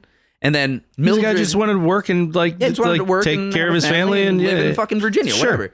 Rural Virginia, like what the fuck do I worry about that shit? It's like he's just one of those guys of the 50s, right? This is the kind of guy who'd have the same haircut and wear the same kind of shirt every fucking day for the rest of his life. Boring as fuck, but fine. Exactly. You know, he would have a Sunday dinner. You know, he would invite a couple of friends over every now and then for tea. There's nothing wrong with boring and predictable. Exactly. He's going to mow the lawn. He's going to fucking barbecue. As someone who has become boring and predictable. I am boring and predictable, and I love that shit. It's one of the best things I've ever done. It makes my life so much more peaceful. If I had known how good, boring, and predictable could be, I would have stayed inside my whole life. Same. So Mildred Dolores Jeter came from a family whose ancestry was African-American and Native American. She later remarked that in Caroline County, she had never thought much about racial identity while growing up. The people around her knew who she was, and that was enough. Right. She lives in a small community. Everybody's like, hey, what's up? Hey, Mildred. What's up, Mildred? The two met as teenagers, and Richard was several years older than Mildred, and their relationship developed gradually over the course of several years. It was, by every account, unremarkable, except for the fact that Virginia law declared it illegal.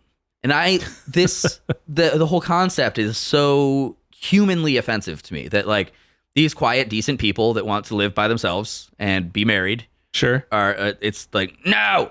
So when Mildred became pregnant out of wedlock in 1958, the couple decided to marry because that's their values, right? Sure. They understood that Virginia wouldn't issue a marriage license, so they drove 90 miles north to Washington, D.C., where interracial marriage had been legal since the district's courts struck down earlier restrictions in the 19th century. On June 2nd, 1958, they got married without incident. They returned home believing, or perhaps hoping, that what had been lawful in the district would simply be accepted in Virginia. Because what the fuck are they doing? Why the fuck do you need to come over here? Move into Richmond and opening a general store. He's gonna be a mechanic in rural Virginia, like in a community that already accepted that shit. Yeah, I'm looking at photos of them. They're adorable. He is considerably older than her, but whatever. He's normal. He's like 4 or 5 years older than her. It really? Yeah. Okay. Well, yeah, that makes sense. Black don't crack, dude. I wasn't going to say it, but yeah. Black don't crack. She looks like 15 years younger than him. No, it's not that much. Just after 2 o'clock in the morning, on the morning of July 11th. Oh yeah, they are very comparable ages. I don't see it. She just looks better because she moisturizes and he works in the sun. I'm seeing a reflection of my own marriage right now. Well, yeah, but your wife is also how many years younger than you? Like a lot. Don't worry about it. 10? Almost 10. Not quite. No, 8. She's 8 years younger than me. Okay. I didn't know that we got together. Okay. I don't care. Don't look at me like that. We're literally having a whole conversation. Stop pointing your fingers at me. We're literally having a whole conversation about This how bitch it tricked me. doesn't matter. This bitch tricked me. I didn't know. I've got this ring on my finger. I'm paying bills I don't want to pay. I didn't know she was younger than me until we'd been together for months. Really? Yes. You never asked her how old she was? We met in a bar, dude. I mean, like, what? Yeah, that's the place where you make sure you ask that question, buddy. Apparently so. I didn't meet her at a bar I worked at. I'm not checking IDs. No. I assumed the bartender would do that. That's where you fucked up. Red from barley really fucked me over. Okay. Anyway, Nobody knows who Red from Barley is. Barley Republic, it's a bar. Anyway, so just after 2 o'clock in the morning of July 11th, we'll say 1958, Sheriff Garnet Brooks and 2 deputies entered the Lovings' home. And accounts differ slightly on whether the front door had been left unlocked or whether the officers forced their way inside. I'm going to say forced their way inside. Doesn't matter. They just walked in a house. Yep. But what happened next is very well established. The deputies walked directly into the couple's bedroom and demanded to know why they were sleeping together. What the fuck? Richard, being asleep, was like, the fuck? And he pointed at the wall, and on the wall hung their marriage certificate, hung in a frame. The certificate answered the sheriff's question, but it also supplied the evidence needed for an arrest. Bullets. I can only assume... Bullets is the only thing that would have happened. That's the only thing I would have said. Apparently, the police have been working off an anonymous tip. I can only assume that if there wasn't a marriage certificate there, they would have just beat the shit out of Richard. That's the only thing I could think, right? No, because he's a white man. If it had been a black guy, yes. If the roles were reversed, right, 100%. Well, according to later recollections, one of the officers remarked that the marriage license had no authority in Virginia. Richard and Mildred were taken into custody and charged with violating the state's ban on interracial marriage. The charge rested on 2 sections of Virginia law. One prohibited white people from marrying anyone classified as colored. The other made it a felony for a couple to leave the state, marry legally elsewhere, and then return with the intention of living together as husband and wife. Kill yourself. What the fuck? The legislature had anticipated exactly what the Lovings had done. Mind you, in contemporary cases, we have very similar statutes and very similar cases within the gay marriage spectrum, ranging from like 2010 to 2020. Happened a lot, actually. Yeah, I know. So the case became before Judge Leon M. Basil in the Circuit Court of Caroline County in January 1959. Richard pleaded guilty. Mildred pleaded guilty. They're like, yeah, we're married. We fuck. There was little point in contesting the facts. They had married. Virginia considered that sufficient. What state did they marry in again? D.C. Oh, that's right. So no state, a district of Columbia. So Judge Basil sentenced each of them to 1 year in prison. The fuck out of here. Then he has suspended the sentence on one condition. You remember earlier we were talking about how banishment was one of those? Yeah. They were to leave Virginia immediately and not return, not return together for 25 years. But that is not return together for 25 years. They couldn't both be in the state at the same time. What the hell is that? What the hell is even that? In explaining his decision, Basil offered a statement that has become one of the most revealing judicial comments of the 20th century. He wrote, Almighty God created the races white, black, yellow, Malay, and red, and he placed them on separate continents. The fact that he separated the races shows that he did not intend for the races to mix. That is a fucking judge. I wish everyone listening right now could see how big my eyes just got listening to that fucking comment. Are you kidding me? I think it's interesting that he separates like Malaysians as a race. Well, it would be Polynesian. Malay? Yeah, what that is? Would be, yeah. Cool. The opinion is striking not only for its overt racism, but for its certainty. Basil didn't argue from constitutional law or legislative history. He appealed to divine intention. He presented segregation as part of the natural order, which is an echo of arguments that had appeared in American courtrooms since like the days of early slavery. Remind me, what year was this? That was in 1959. 59? Okay. What year did... God Create the Earth? That was one, I think. What year did Origin of Species come out? 1628 or something? No. 1859. So Origin of Species 1859? 100, yeah. Published on November 24th, 1859. Damn, so we've got 100 years of precedent of maybe these people look different because they're growing up they've been in different areas of the world with different climates, different topography, different all kinds of fucking things. We've got 100 years of precedent. Hey, remind me to put the Scopes monkey trials on our topics list. I'm not going to remind you. Do it. I'll do it right Drew, now. God damn keep it. this in so when I listen, no, he's shaking his head. Fucking dick. Okay, so Richard and Mildred accepted the judge's conditions because they didn't really have a choice, and they moved to Washington, D.C., where Richard found construction work. Mildred raised their family because they had like 3 kids at this point. But the exile proved harder than either had expected, and the city offered employment, but it never really like felt good because they're rural people. Their parents remained in Caroline County, so birthdays and holidays and family gatherings were really difficult. Jesus. They could visit Virginia separately, but not together. Every trip was for 25 years. For 25 years. So every trip carried the possibility of violating the court's order if they like both went to like Mildred's mother's birthday or something. But I'm assuming immediately after that ruling, they appealed. Like, so this is going through appeals shit in real time. Very quickly. It took about a year because they were just trying to get established. Yes. Years later, Mildred recalled really just wanting to go home. And it's tempting to look back and imagine that like the Lovings immediately set out to challenge the law. Like that's the story you want. It's like, and then they were like, fuck you. And that's not really what happened. They probably did if they had an appeals court within a year, then yeah. Well, they weren't searching for a constitutional like test. You know, they wanted an ordinary life in a place that they'd grown up. Right. We own a house in Virginia where we can't be at the same time. What are you going to Airbnb it? 1959? The law transformed like their desire for a home into like this big legal controversy of national importance. Air buttons and buggies. But they didn't start out trying to get to the Supreme Court, and they didn't get a lawyer, but they wrote this letter. In 1963, encouraged by reports of the growing civil rights movement, Mildred sat down and wrote to Attorney General Robert F. Kennedy, the senior. She explained in plain language. I don't know if we can see this. No, the good-looking one that died at an inappropriate time, but didn't live too long. Or did he? Or is he an Agartha? We should cover Robert F. Kennedy, actually. That's also another good one. Hey, Drew, remind me to... he's shaking his head again. Okay. So she explained in plain language that she and her husband had been forced from Virginia because they were married. Kennedy could not intervene directly, but he suggested that she contact the American Civil Liberties Union. It was a small act. It's just a few paragraphs written by a woman who had no legal training. But without that letter, there wouldn't have been the case of Loving v. Virginia, right?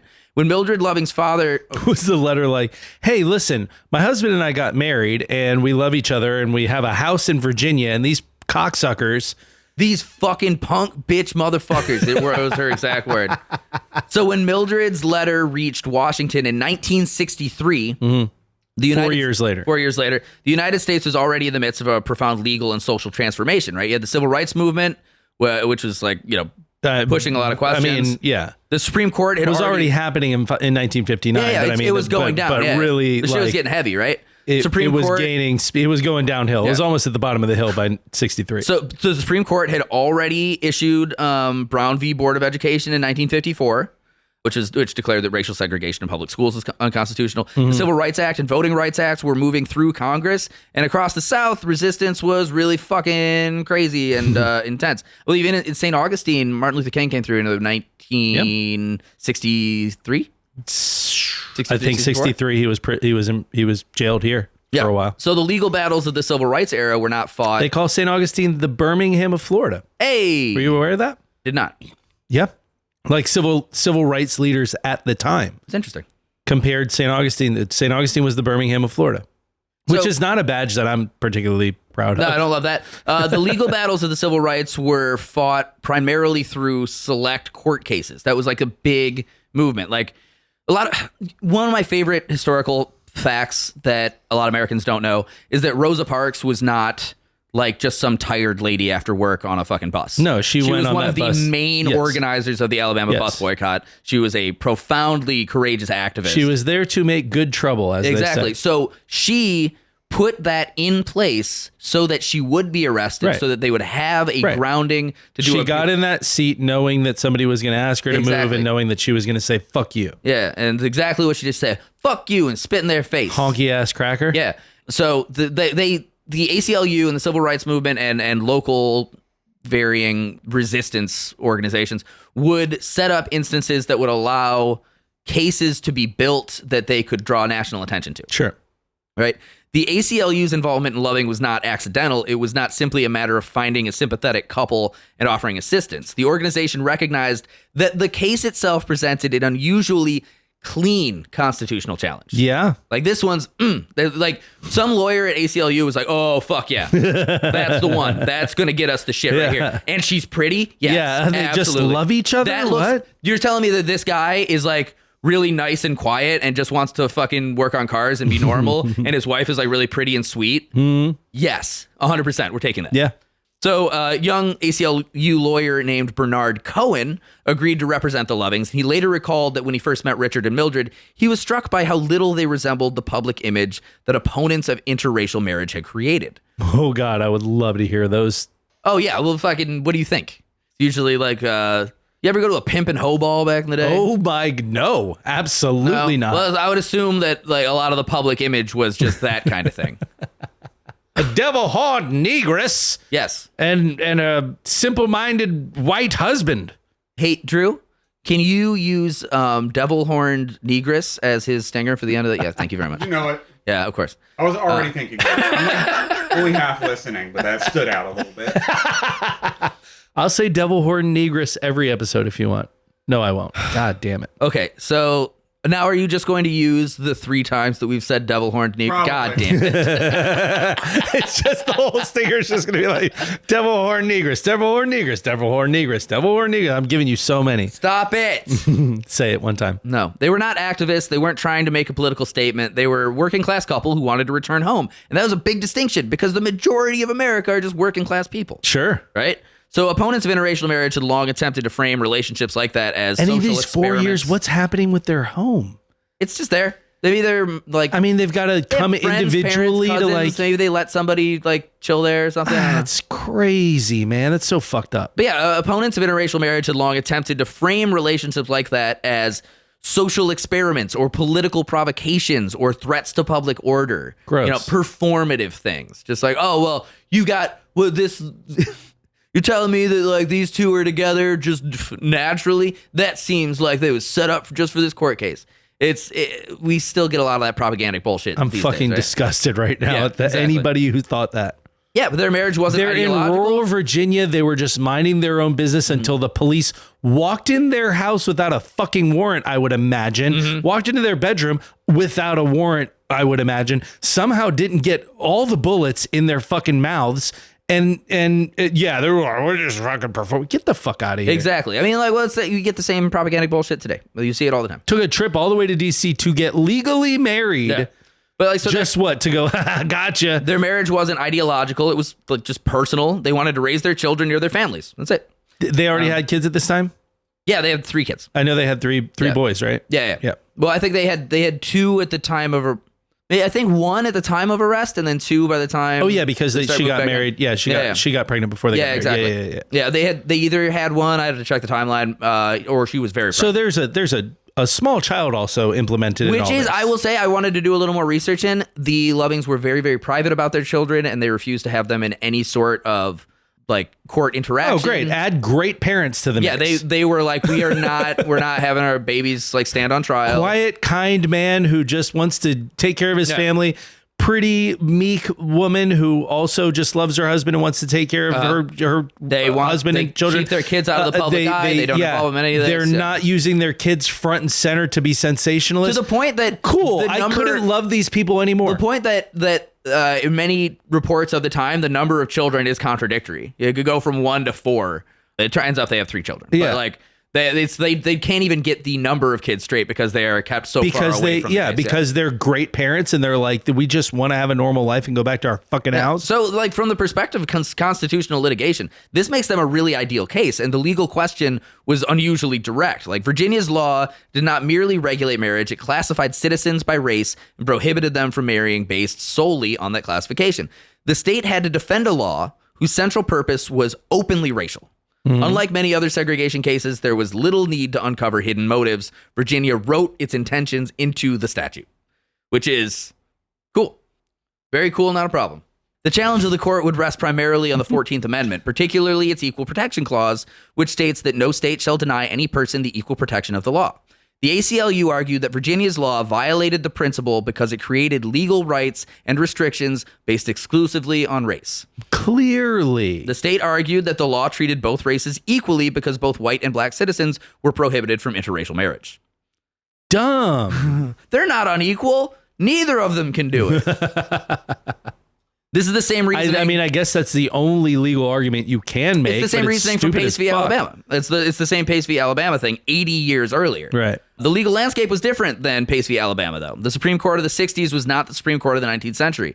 The Warren Court had increasingly interpreted the Constitution as a document protecting individual rights against state power, which is no longer something we do, by the way. I'd like to point out, in many cases, the contemporary Supreme Court is used as an embodiment of the state power being the authority versus the public. So, it has to do with the current justices. I was literally just sitting here going, I wonder what would happen if that court case came before the Supreme Court today. And sadly, I feel like the one guy who is in an interracial relationship on the Supreme Court right now would fucking rule against. Yeah, probably. He would rule to get rid of Loving versus Virginia. Yeah, because he's a nightmare human. Well, also because it would be like, no, the state has to have the authority for these things. States' rights. You know, but hey, I'm not making judgments here. I'm just saying what I see. I am. Fuck that guy. Hey, fuck that asshole. So the Warren Court, right? The question was no longer whether a state could maintain racial classifications simply by applying them equally to everyone. The question was whether the government had any legitimate authority to classify citizens by race at all. Right. The upsetting, isn't it? The discrimination is happening on the front end. This is what I was saying before. You can't go, well, we don't discriminate because, legally this is blah, blah, blah. You're still discriminating on the front end. No, listen. By even having that law. One black, one white, we killed both of them. Equal. Yeah, that's what I'm saying is that you can't just go, well, we didn't discriminate on the sentencing, so we're not discriminating. You're discriminating by making a law that makes it illegal for fucking people to just go, hey, I choose you. Interracial marriage remained deeply controversial in much of the country. 1958 Gallup poll found that only a small minority of Americans approved of marriages between black and white people. And even after the Supreme Court's decision... It's all people who are already in an interracial relationship. Yes, me and my black wife both agree that it's fine. I think it's great. We should do it more. Even after the Supreme Court's decision, opposition did not disappear overnight, and many Americans who supported other aspects of civil rights viewed interracial marriage as a separate issue, one they considered more personal or culturally threatening. So like culturally threatening is stupid and I hate it. Anybody who ever says that is a fucking idiot. There you go. The opponents of Loving understood this, the case Loving. They rarely defended anti-miscegenation laws solely as matters of legal procedure. Like it's not often that you would get an interracial marriage in court. Like they would, I would say, have you beaten by the police outside of your home. I was going to say lynch you in the tree out in front of your house. Something of that kind. But this time they argued instead that interracial marriage threatened family structure, tradition, and social stability. Fuck out of here. Is an unusual argument that I've never heard. Never heard that one about anything ever. They presented segregation not as discrimination, but as a necessary boundary between communities. So, the same argument to argue against, Italian and Irish immigrants. Who should not get together. Oh, you never met the Walls. My grandparents on my dad's side. Virginia's Attorney General, who was Robert F. Kennedy's former counterpart and later U.S. Senator, Robert Y. Button, defended the state's position by arguing... Bobby Button? Bobby Button. The guy's name was Bobby Button. Bobby Button. I love that guy. Do you? I don't know. What does he say? He defended the state's position by arguing that marriage laws had historically been considered within the authority of states. Okay, I hate that guy. The state did not present itself as attacking individuals, but as protecting what it called the natural order of society. According to...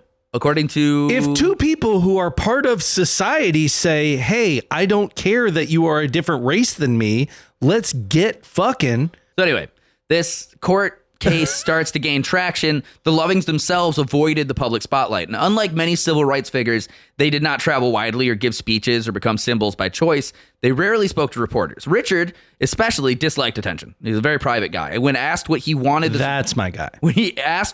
When asked, this is my favorite part. When asked what he wanted the Supreme Court to do, he gave a simple answer.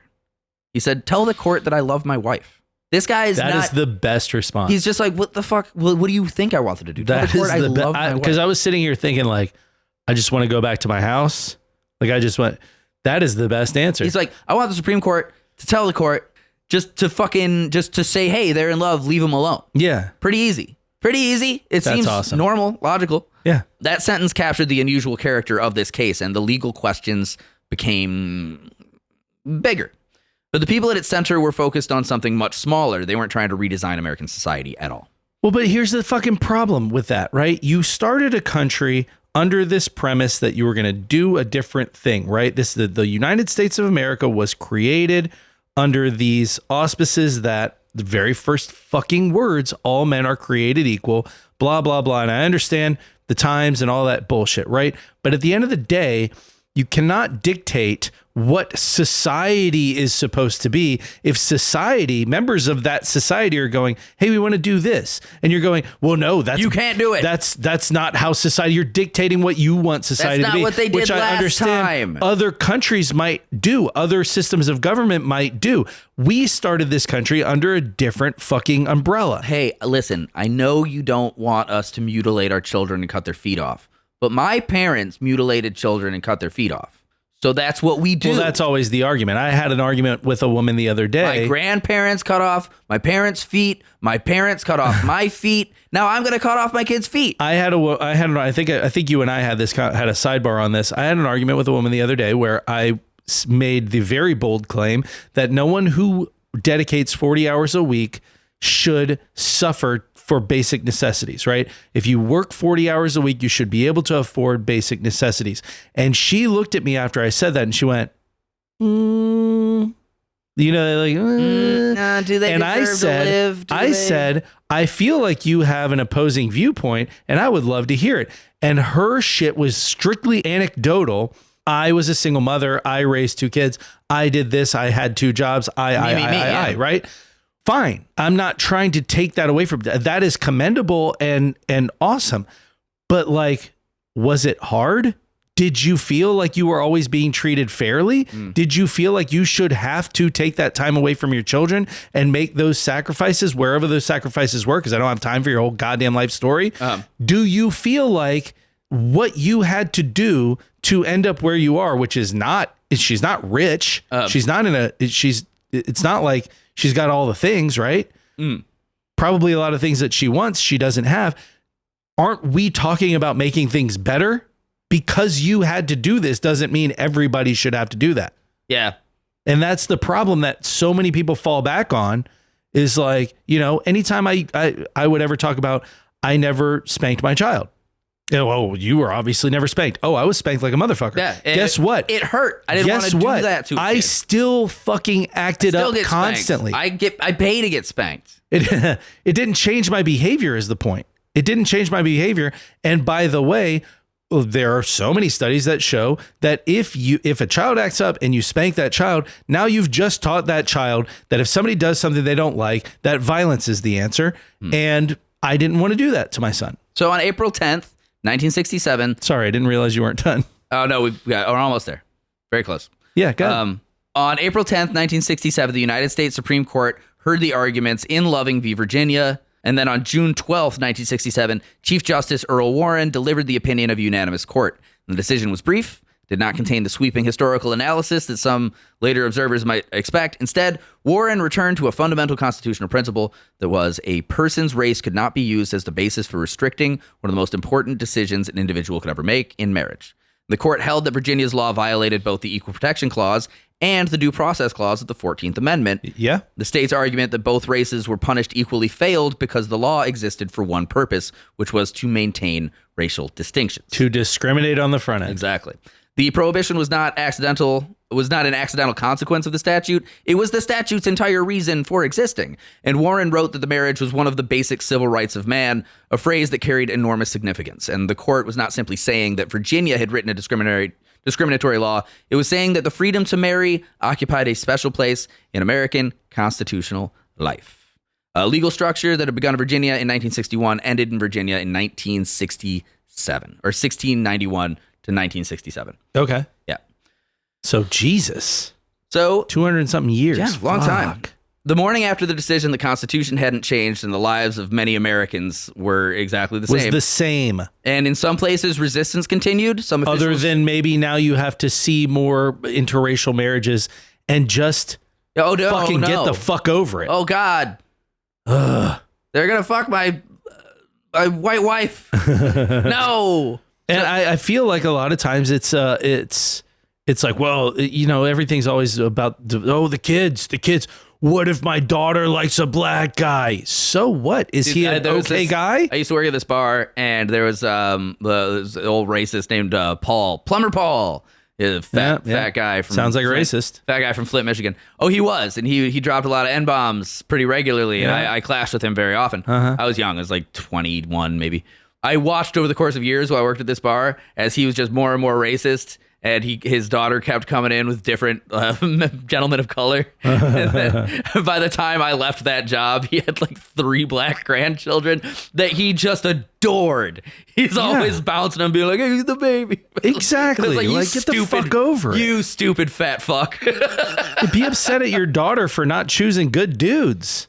What makes you think that they weren't good dudes? It's 3. She had 3 different. Because they're black? No. Were there 3 different baby daddies? That was what I understood. I don't know. Okay. Well, if it didn't, maybe she was the problem. Jesus, Patrick. What? Get it together. Shut the fuck up. Yeah, it was 3 different guys. Okay, so that's what I'm saying. Like, it's a maybe work on that. I told this story earlier. I can only imagine actually that Plumber Paul's prohibition on his daughter's dating life is like, probably the reason why. One of the impetuses that pushed it. Well, I've always had this theory when it comes to raising child that if you make something like a taboo, if you make something taboo, then you've just given your child the reason to go directly, just straight line toward that thing. Okay, so let me wrap this up. In some places, resistance was continued. Some officials refused to issue marriage licenses to interracial couples. Some communities treated interracial families with hostility. Several states left anti-miscegenation language written into their constitution for decades, even though those provisions no longer held legal force. Some bakeries refused to make cakes. Yeah, who'd have thunk it, right? Hey, that's their right. The parallels are weird, isn't it? You have to make me a cake that says I love miscegenation. Well, I mean, my argument's always been... I am against miscegenation. My argument's always been, just go to a different baker, man. All right, so Alabama, for example, retained its constitutional ban on interracial marriage until 2000. These are... Whoa, surprise. Till 2000? Yeah, these provisions that no longer had legal force, they're not known as dead books. They're known as unenforceable dead letters. And they will hang around until they're expunged completely, but they could be decades or even centuries. Alabama retained their constitutional ban on interracial marriage until 2000 as an unenforceable dead letter when voters finally removed it from the state constitution. The vote wasn't unanimous. More than 1/3 of Alabama voters chose to preserve the language in their constitution, even though it had been unenforceable for 33 years. Dead letters are used as placeholders for a hopeful return to form. Yeah. Yep. Just in case Loving v. Virginia gets overturned by the Supreme Court. Boom. Happened with Roe v. Wade. It did. Yeah. Dead letters are used as placeholders for a hopeful return to form in state legislation, with examples including abortion bans that remained on the books in Texas for over 40 years until Roe v. Wade was overturned. 40% of Alabama voters voted to retain the dead letters on miscegenation, and in the year 2000, And now suddenly your uncle can rape you when you're 14 years old, and you just got to deal with it, You girl. just got to deal with it, man. God wants that baby. 40 He also wants the dick skin. 40% of Alabama, yeah, he's got to make a coat. 40% of Alabama voters voted to retain the dead letters on miscegenation in the year 2000, which is a year after the fucking Matrix came out. Oh my God. Of course, it would be 9 more years until the most influential film regarding interracial marriage came out. Which Black Snake Moan. James Cameron's Avatar. The persistence of these laws in memory is important. They didn't get married in Black Snake Moan. They didn't even have sex in Black Snake. Did you even see Black Snake Moan? I didn't. Movie's great. Oh God. I just know that there's a weird thing going on there. That's all I know. It's supposed to be. It's supposed to be a weird. It's supposed to look like a weird thing, and then it's a story of redemption. It's very good. Oh, okay. Good movie. Never know that. Mostly about the blues. Persistence of these. Mostly about the blues, It is. baby. It's a bucket of blood jukes. Got that kind of blues. Put hate in your heart. I got the blues. Kraft macaroni and cheese. The persistence of these laws in memory is important, and it reminds us that Loving did not erase prejudice. Richard Loving died in 1975, which is 8 years after the Supreme Court decision, when his car was struck by a drunk driver. Jesus fucking Christ. He was 37 years old. That guy was 37? Yeah, I'm a year older than he was when he died. I was just looking at photos. He looks 54. Yeah, we're this in the sun on cars. And he's white. Yeah. He's white. White guy in the sun is a bad combo. Mildred continued living quietly in Virginia, rarely seeking attention despite the fact that her name had become one of the most significant civil rights cases in American history. When asked about the legacy of the case, Mildred consistently returned the same idea. She'd never believed she was doing anything extraordinary. She loved her husband. She wanted to live with him. That was it. She generally kept to herself and avoided interviews with the rest of her life, only releasing a statement on the 40th anniversary of the Supreme Court ruling speaking in favor of the legalization of same-sex marriage. Good for her. And yeah, I like them. I like those people. Check out the documentary, The Loving Story from 2011, which is very nice, and the movie Loving from 2016. I'll put it on the list of movies that I have to watch. Yeah, that's it. Thank you very much. One more question. What has been beneficial to you, you think, living in a household with a black stepmother? Well, I get to experience more like different kinds of things from like her culture. Like since she's like Hawaiian, I get to know a lot of things and learn about a lot of things from Hawaiian culture, as if like the food and the traditions and their. That's pretty good. One of your favorite meals is like omelet rice. Yeah. Yeah.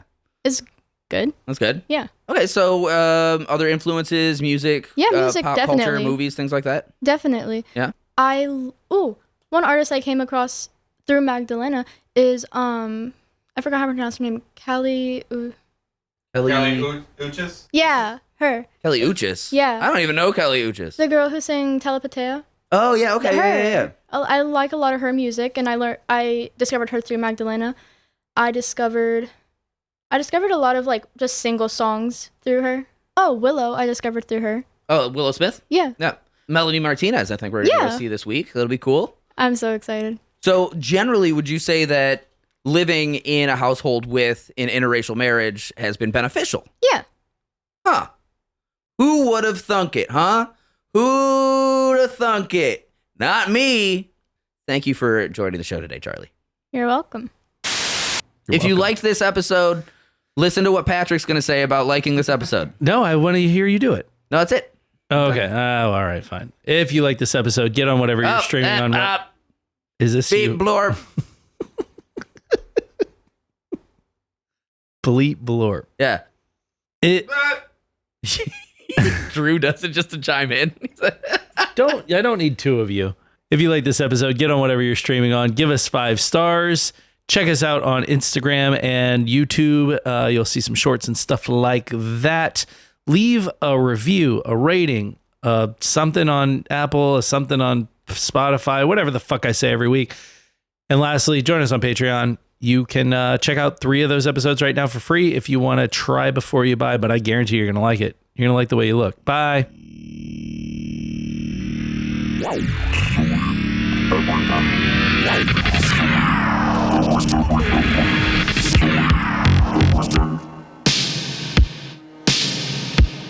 A big dick.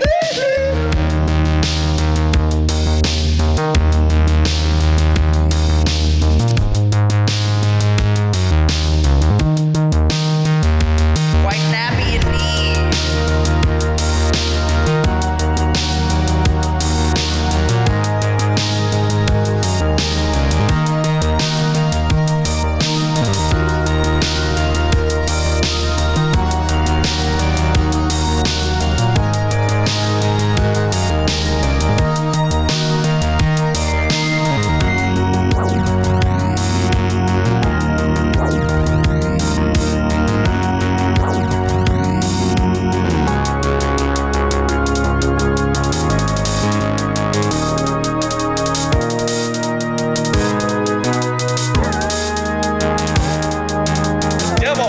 Negress.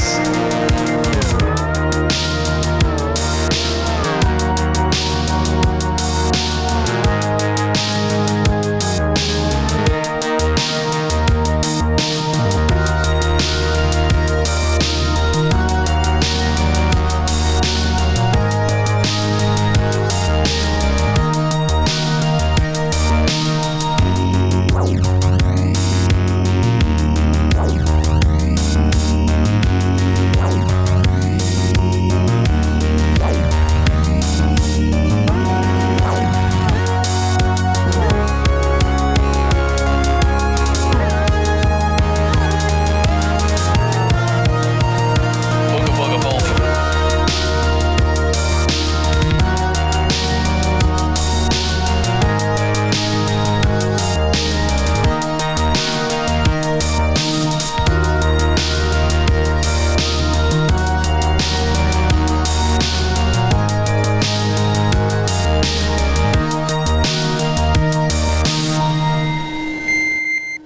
Slave code.